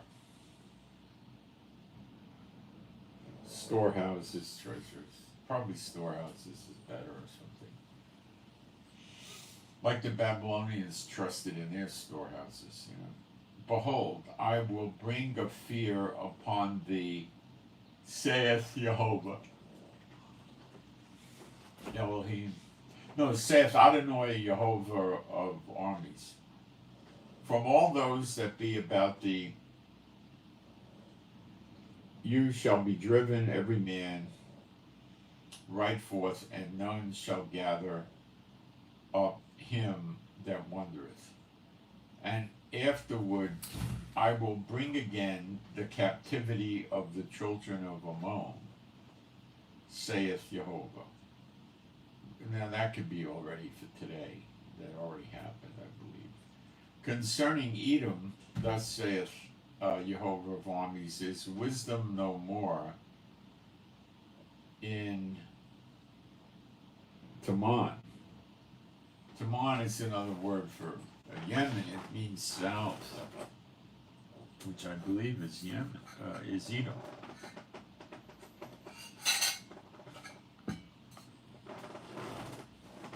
And they're crazy. I just told you how crazy they are. So it says, concerning Edom, thus saith Jehovah of armies, is wisdom no more in Taman? Is counsel perished from the prudent? Is their wisdom vanished? See, they're acting like complete idiots. Flee you, turn back, dwell deep, O inhabitant of Dedan. That's Saudi Arabia. Telling them to flee.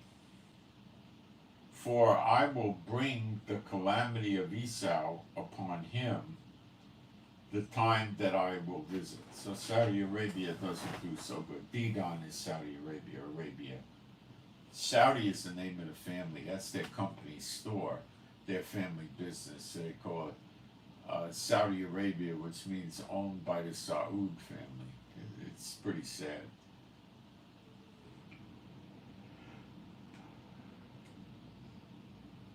If grape gatherers come, to thee, would they not leave some gleaning grapes? If thieves by night, they will destroy till they have enough.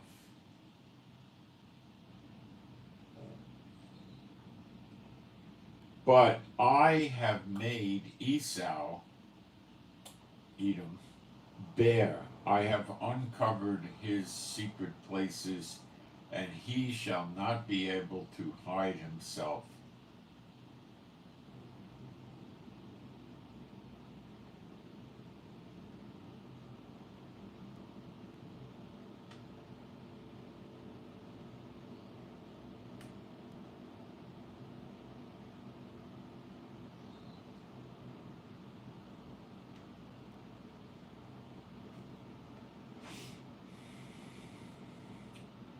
Esau bare, that's not good.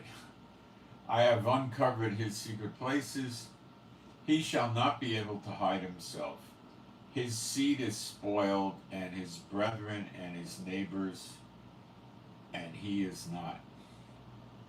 Leave thy fatherless children, I will preserve them alive, and let thy widows trust in me.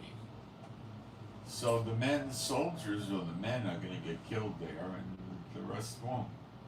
For thus saith Jehovah.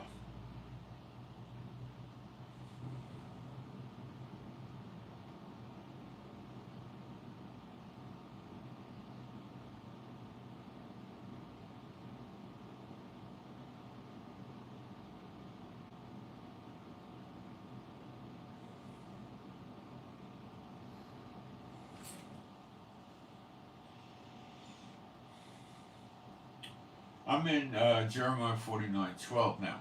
For thus saith Jehovah, behold, they whose judgment was not to drink of the cup of the wrath of the Lord, have assuredly drunken, and art thou he that shall altogether go unpunished. Thou shalt not go unpunished, but thou shalt surely drink. For I have sworn by myself, saith Jehovah, that Bozrah shall become a desolation.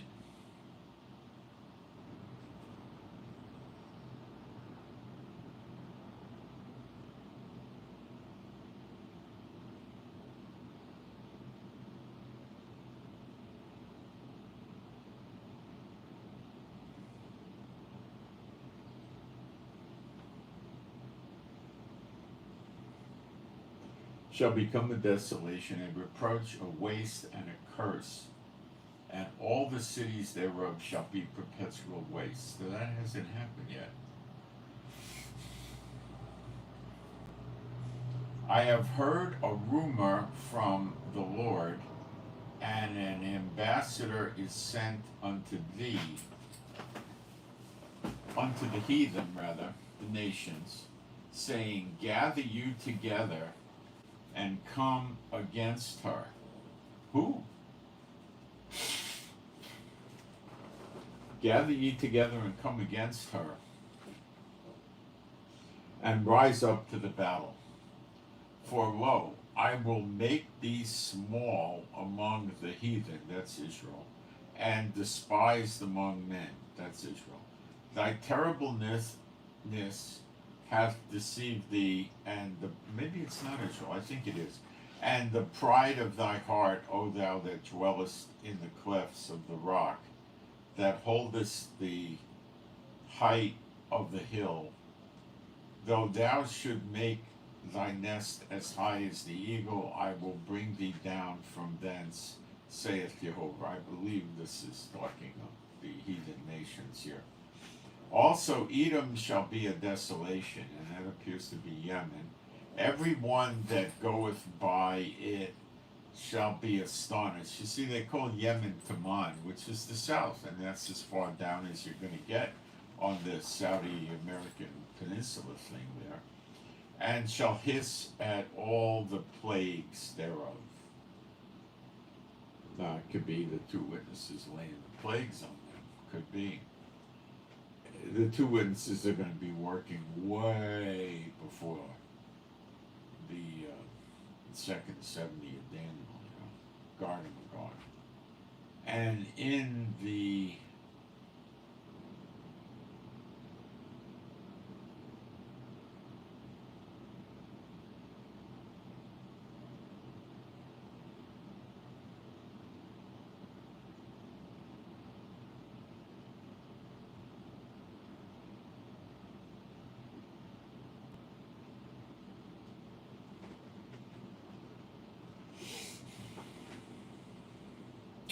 now we're in verse 18. As in the overthrow of Sodom and Gomorrah and the neighbor cities thereof, saith Jehovah, no man shall abide there, neither shall a son of man dwell in it.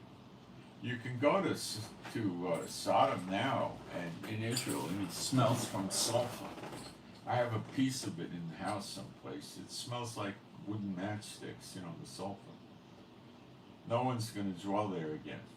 Behold, he shall come up like a lion from the swelling of the Jordan against the inhabitants of the strong. But I will suddenly make him run away from her. And who is the chosen man that I may appoint over her? For who is like me, and who will appoint me the time? And who is that shepherd that will stand before me? I assume Yeshua he's speaking of. Therefore hear the counsel of Jehovah that he hath taken against Edom, and his purpose that he hath purposed against the inhabitants of Teman. Surely the feast of the flock, no, wait a second. Surely the feast of the flock shall draw them out. Surely he shall make their habitation desolate with them. Not a very good picture for Yemen. The earth is moved at the noise of their fall.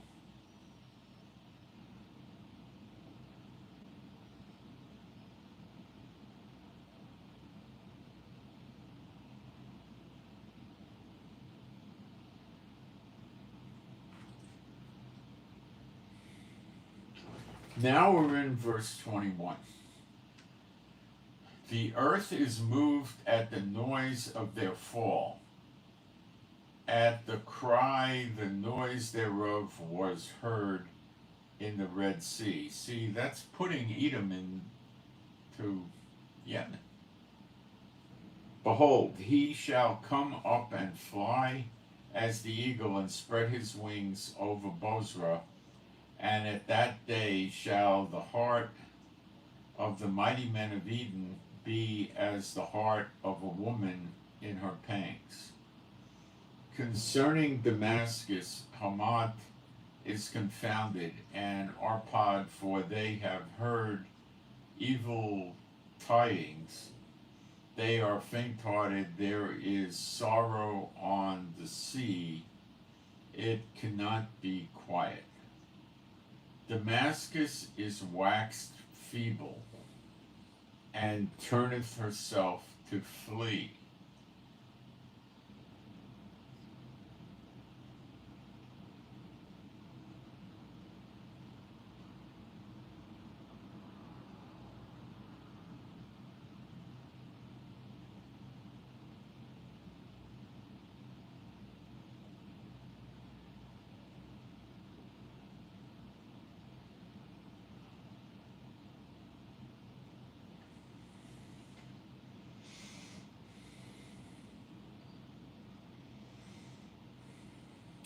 Damascus is waxed feeble and turneth herself to flee.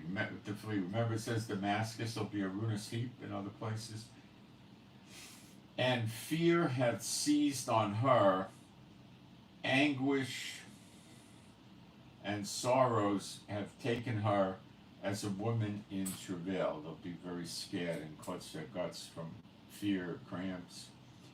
And remember, the militias ran back from Iraq and Syria are moving towards Israel now, plus the IRGC from Iran is moving towards Israel. How is the city of praise not left? The city of my joy, that's Jerusalem. Therefore her young men shall fall in her streets, and all the men of war shall be cut off in that day, saith Jehovah of armies. And I will kindle a fire in the wall of Damascus. Yeah, I believe he's speaking of Damascus. And it shall consume the palaces of Ben-Hadad. That's their mansions, the king's houses, and stuff like that. Concerning Kedar and concerning the kingdoms of Hazar, which Nebuchadrezzar, king of Babylon, shall smite, thus saith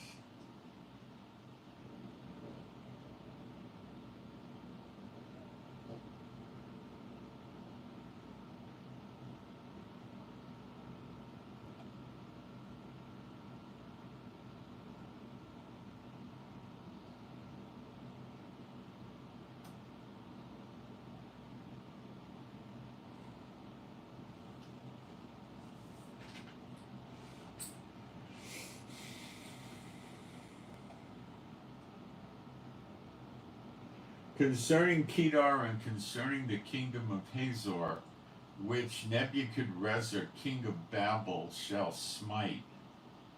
Thus saith Jehovah, arise you, go up to Kedar, and spoil the men of the east. Kedar is what? Let's see. Son of Ishmael.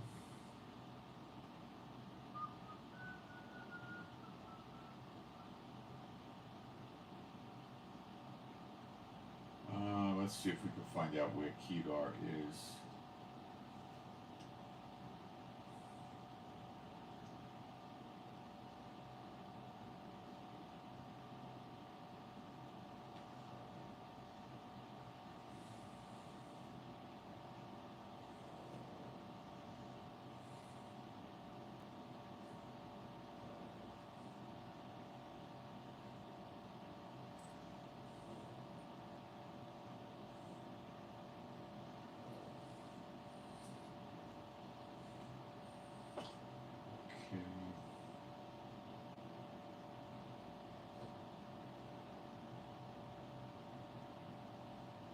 It's in the West Bank.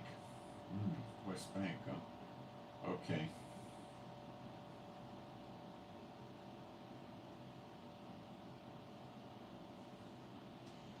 When it says this Nebuchadrezzar, in Jeremiah 50:51, it refers to this Nebuchadrezzar, meaning the head of the United States. So it could be referencing the President of the United States. Now, their tents and their flocks shall they take away. They shall take to themselves curtains, and all their vessels, and their camels, and they shall cry unto them fear on every side. Flee, get you far off, dwelling deep, O you inhabitants of Hazor. Now, where is Hazor?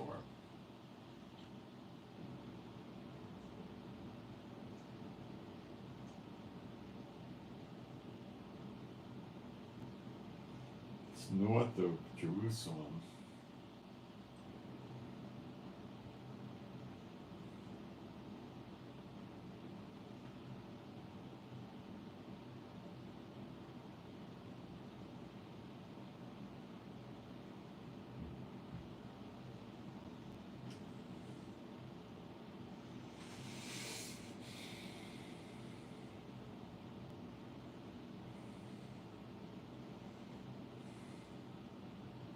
Arise, get you, this is verse 31, arise, get you up unto the wealthy nation, I would guess Saudi Arabia, that dwelleth without care, Saudi Arabia, saith Jehovah, which have neither gates nor bars, which dwell alone. It sounds like Saudi Arabia to me. And their camels shall be a booty, And yeah, they have camel races. You could probably get camels for millions of dollars, like rare racehorses, you know. And the multitudes of their cattle are spoiled, or they buy, you know, Brahmin bulls for $1 million, and you know, stuff like that. And I will scatter into all winds them that are in the utmost corners, and I will bring their calamity from all sides. Therefore, saith Jehovah, thereof, saith Jehovah. And Hazor shall be a dwelling for dragons, and a desolate.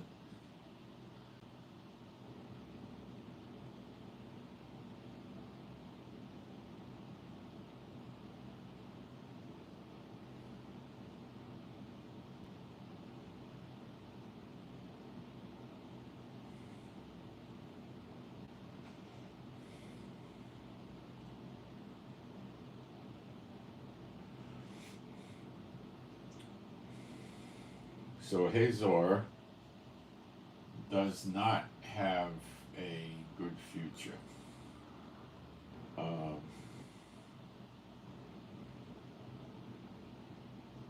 it appears to be in Saudi Arabia, actually.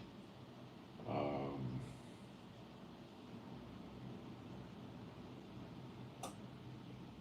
there's a Hazor in Palestine and another one in Saudi Arabia. I think this is speaking of Saudi Arabia.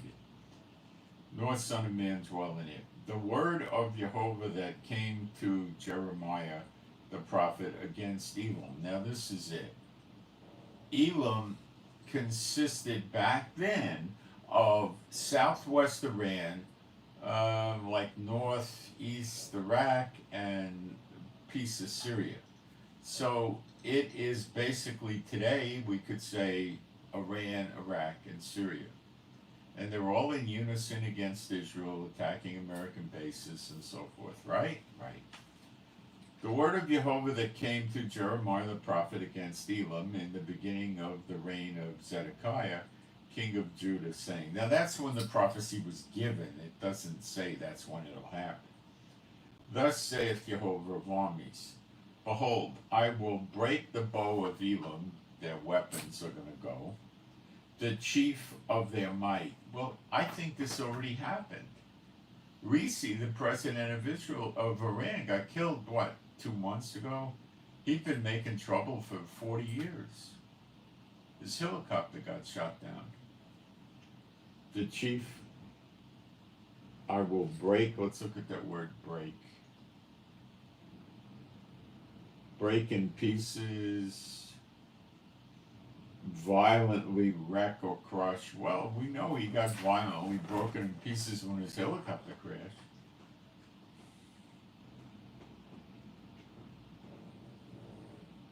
And it calls him the bow of Elam. The bow is the one that shoots the arrows. So the bow of Elam could be him, this guy. And it already happened. He was their big warrior guy.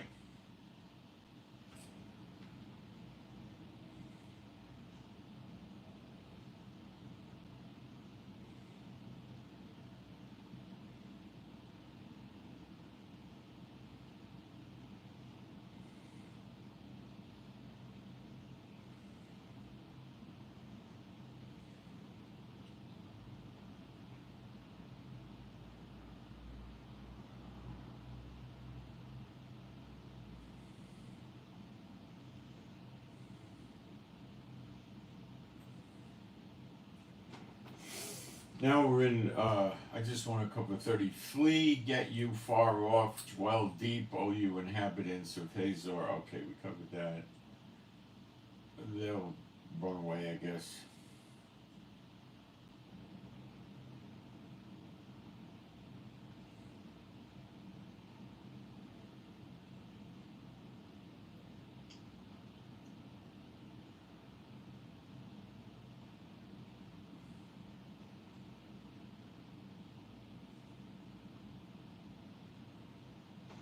So,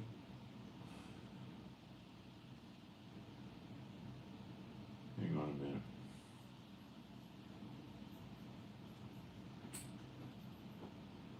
The The word of the Lord came unto Jeremiah the prophet against Elam. Okay? Behold, I will break the bow of Elam, the chief of their might. So it says the chief of their might is the bow. And that was the president that got killed already. Okay? And I'm going to take a quick break for a minute. We'll continue. You'll enjoy this. This is the juicy part now.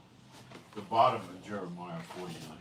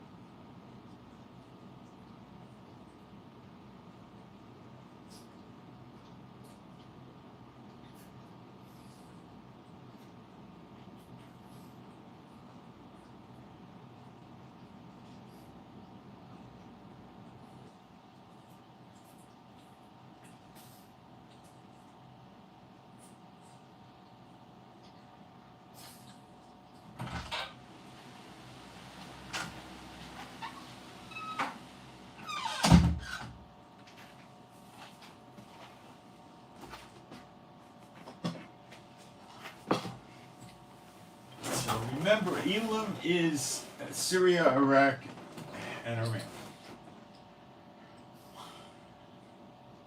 And upon Elam will I bring the four winds from the four quarters of heaven, and will scatter them towards all those winds, and there shall be no nation, heathen nation really, whither the outcasts of Elam shall not come. They have been so wicked and so bad to Israel for so long.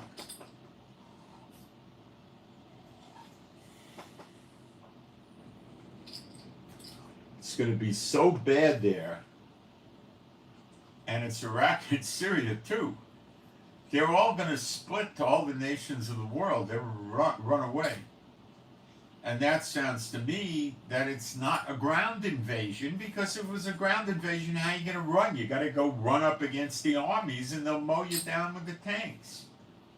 It's airstrikes, artillery, drones, probably not artillery, missiles, drones, bombs.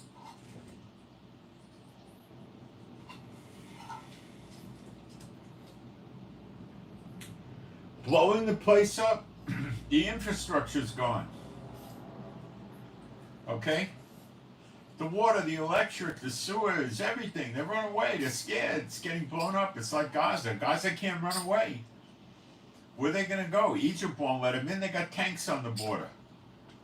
Israel won't let them in. We got tanks on the border. They can't go into the Mediterranean. Where are they going to go?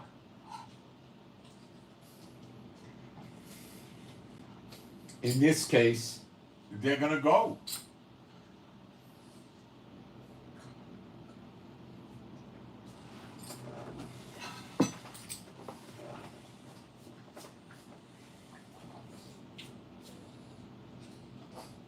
For I will cause Elam to be dismayed before their enemies, and before them that seek their life, and I will bring evil upon them, even my fierce anger, saith Jehovah, and I will send the sword after them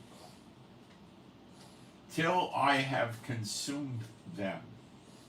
And I will set my throne in Elam. He's not going to rule from Elam. He judges from his throne. Solomon sat on his throne when he did the judgments, okay? In Solomon's portico. So it says, I will set my throne in Elam, the judgment. Judge them, not the judgment, judge them. And will destroy from thence the king and the princes, saith Jehovah. But it shall come to pass in the latter days that I will bring again the captivity of Elam.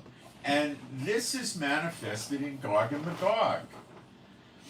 When we see Persia in the attack against Israel, they never give up, do they? They just can't ever get it right. Okay? And I think there's a very high probability this stuff's going to happen this week. Yep.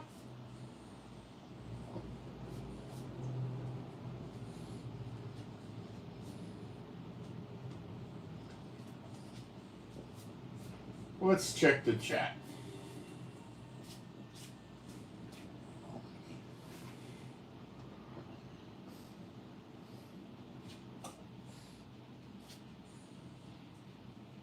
My email address was missing. Oh, I could have made a mistake. I did make a mistake. Let me put my email address up there again. I did make a mistake. Okay. Thank you for pointing it out. I was talking while I was typing, and that's how you make mistakes.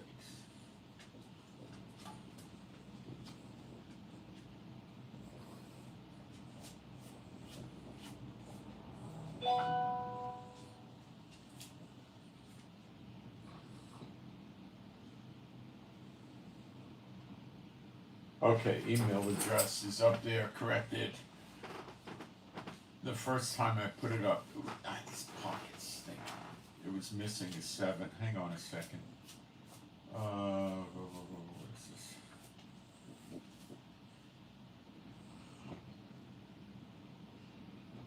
Huh?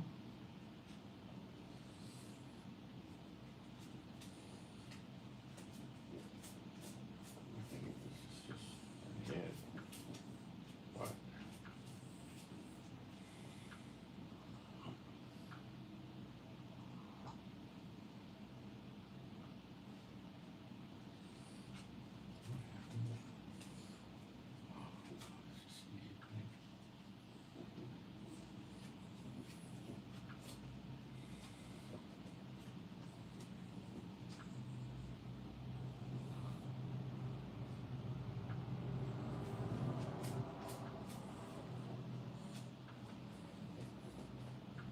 One second, guys.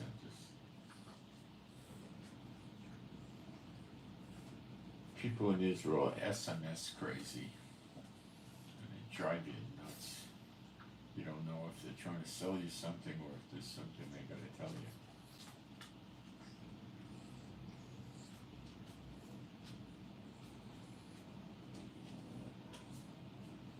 No, this is just some trying to sell me something I don't need. Okay.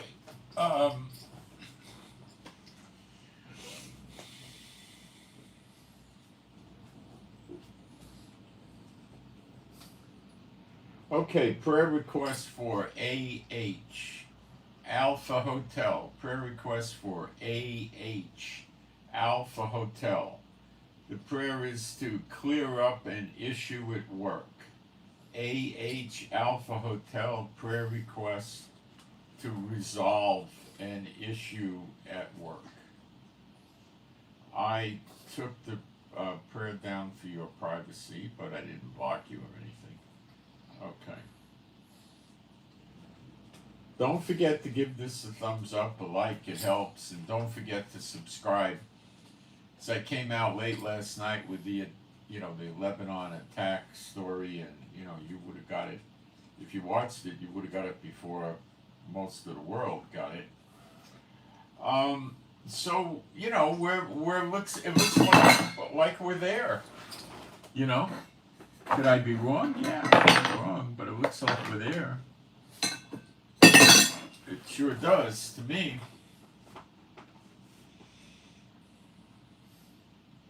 So Netanyahu will be around in probably 2 or 3 hours, and then he'll have his meeting at 4, probably till the evening. And then I might do a live stream update when we figure out what's going on. If they tell us, they're not going to tell us on this day, on this hour, we're going to attack this target package in Lebanon. They're not going to tell us that. Why would they? They're not idiots. Tell us, you tell them Lebanon. They may not do it. They may wait a few days to wear Lebanon down. They'll be sitting up all night watching in the sky, with the binoculars, wear them down and then get them, or they might do it right away. I think it's going to be right away because Netanyahu is going to want to make the Druze happy.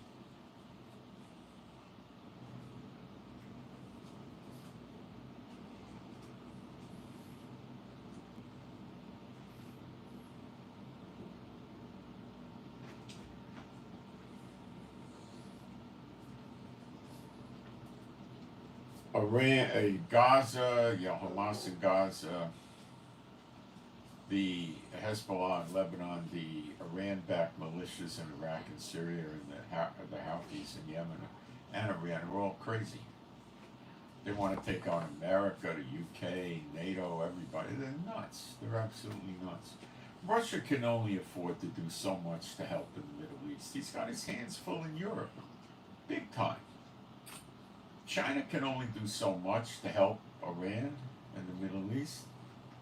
They've got problems, North and South Korea problems, Japan versus China and North Korea problems, Taiwan versus China problems, Philippines versus China problems, Guam versus China problems, Australia versus China's problems.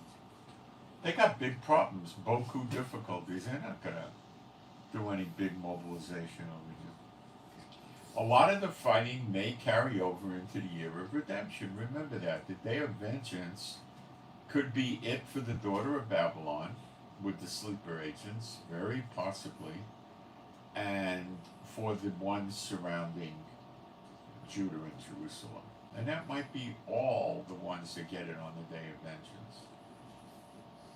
Probably include Iran, but that could be the whole lot of them. And then the others it could be happening through the year of redemption. You see, we're not getting our land back in the year of recompenses. We didn't get Gaza back. We will, but it's not year of redemption. But did we bust it up? Did we give Gaza a good payback? Oh my, yes. They said it would take 2 years. 2 years with hundreds of trucks hauling the debris out of there. 15 years to rebuild it. Hundreds of billions of dollars. It's really destroyed. Is something similar going to happen to Lebanon and Yemen and Iran and Iraq and Syria? Probably, but the Lord may do a lot of this. These are the days of Noah. Did Noah or did the good guys destroy the earth? No, Jehovah did. With Sodom, did the good guys destroy the earth, the Sodom, Gomorrah, and the surrounding cities, or did Jehovah do it through the two guys, which, if you haven't figured out, they were Elijah and Apostle John in their heavenly days before they came to earth, I believe. I don't have a direct scripture. And that was them. And we've covered that recently, too, in the last few days. And they called down fire and brimstone and, it burned the place up. Plus, the brimstone hit them. I mean, that probably wasn't a pleasant feeling. If it's just this big, it's coming down and whack you in the head or the shoulder, The place got burned up. See, it's going to happen suddenly in a day, in an hour. Now, on the day of vengeance, it may be that just Washington, D.C. gets it, as per Revelation 18, and then it spreads. then. So you're going to see a continuum flow from year of recompenses, the day of vengeance, into year of recompenses, then day of vengeance in both years, then into redemption. But remember, they'll be fighting in the year of redemption, like when they left Egypt and they went to claim the land back with Joshua. There's fighting, and they'll be fighting. But we will win. We will have the everlasting life. We will not be like we are today. And, I've covered all this in other videos. I can't, on every video, go back and do the whole thing. If you want to backtrack and, get more perspective on things, go to my YouTube channel, to the live section, and go through the videos. You could fast forward through the news, because a week ago it's old news. You don't have to listen to that. So that's basically what I wanted to tell you. And the Theodore Roosevelt aircraft carrier group in the Persian Gulf fits in pretty good. Pretty good. So there you have it. There you have it.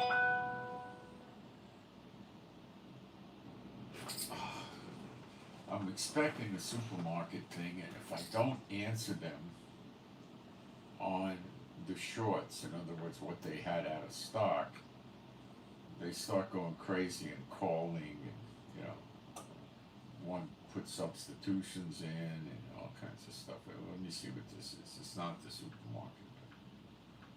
1 second. I don't have a staff. It's just little old me.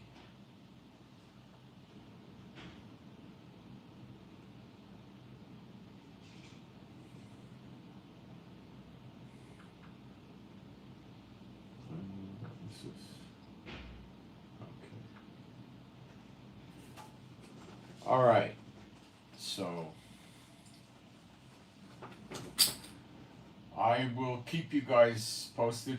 If you want to if the eggs are still going to start hitting the fan tonight, which it might happen, I suggest you be subscribed and hit the notification bell so you would get a notice when I come on with a live stream. Also, on my Telegram site, I am doing updates multiple times a day. It's free. The app is free. You got to download Telegram Messenger.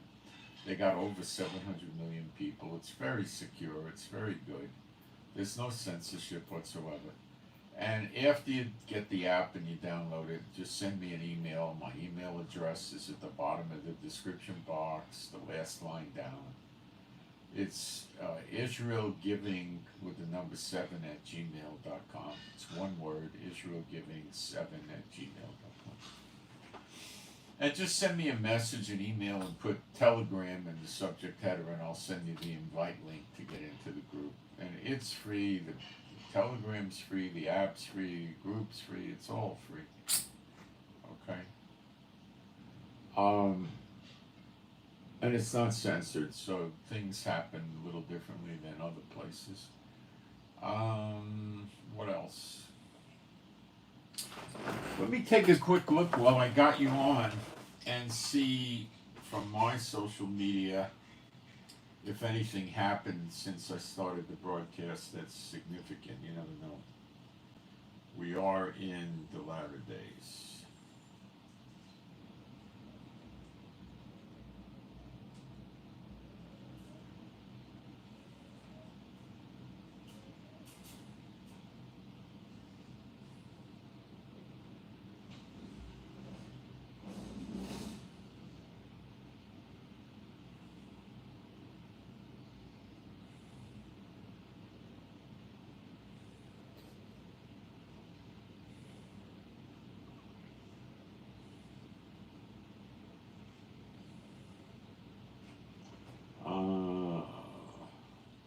I look at people and I come back, I get up there in the morning, I see 40 entries, then I come back a few hours later, there's 30 entries, and,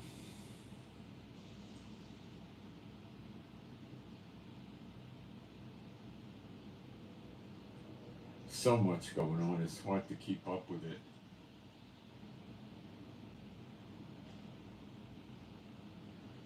from Iran. We warn against the new Zionist plot against Lebanon under the pretext of responding to the incident in Majdal Shams, that's the Druze getting killed. Any hasty attack on Lebanon by the Zion entity could lead to an expansion of the war and a regional upheaval.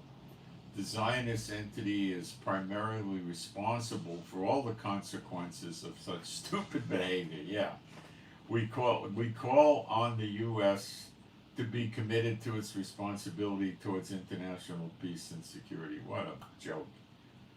The racist Zionist entity is trying to disrupt world public opinion. It just idiotic, isn't it? You know.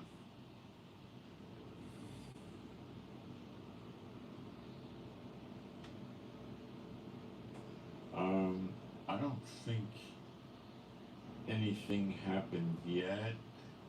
We did hit 12 sites during the night with our jets in Lebanon, but I don't think that was, much of anything compared to what they're about to get.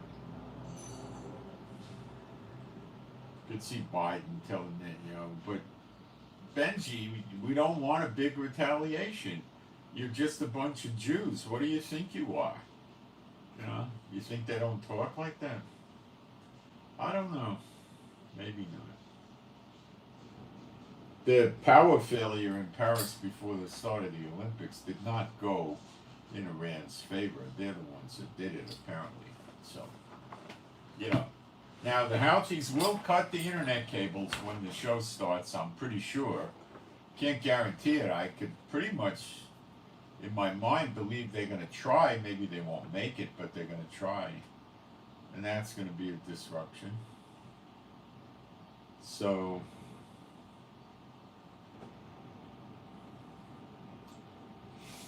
grab your crash helmets, put on your seatbelts, and get ready to go into redemption. Lift up your head, your redemption draweth nigh. It's at the doors now. We're not going to know the day and the hour, but it's at the doors. It's a-coming quick. Okay, so please pray for me and my wife for our peace, safety, protection, and joy, and healing of our bodies.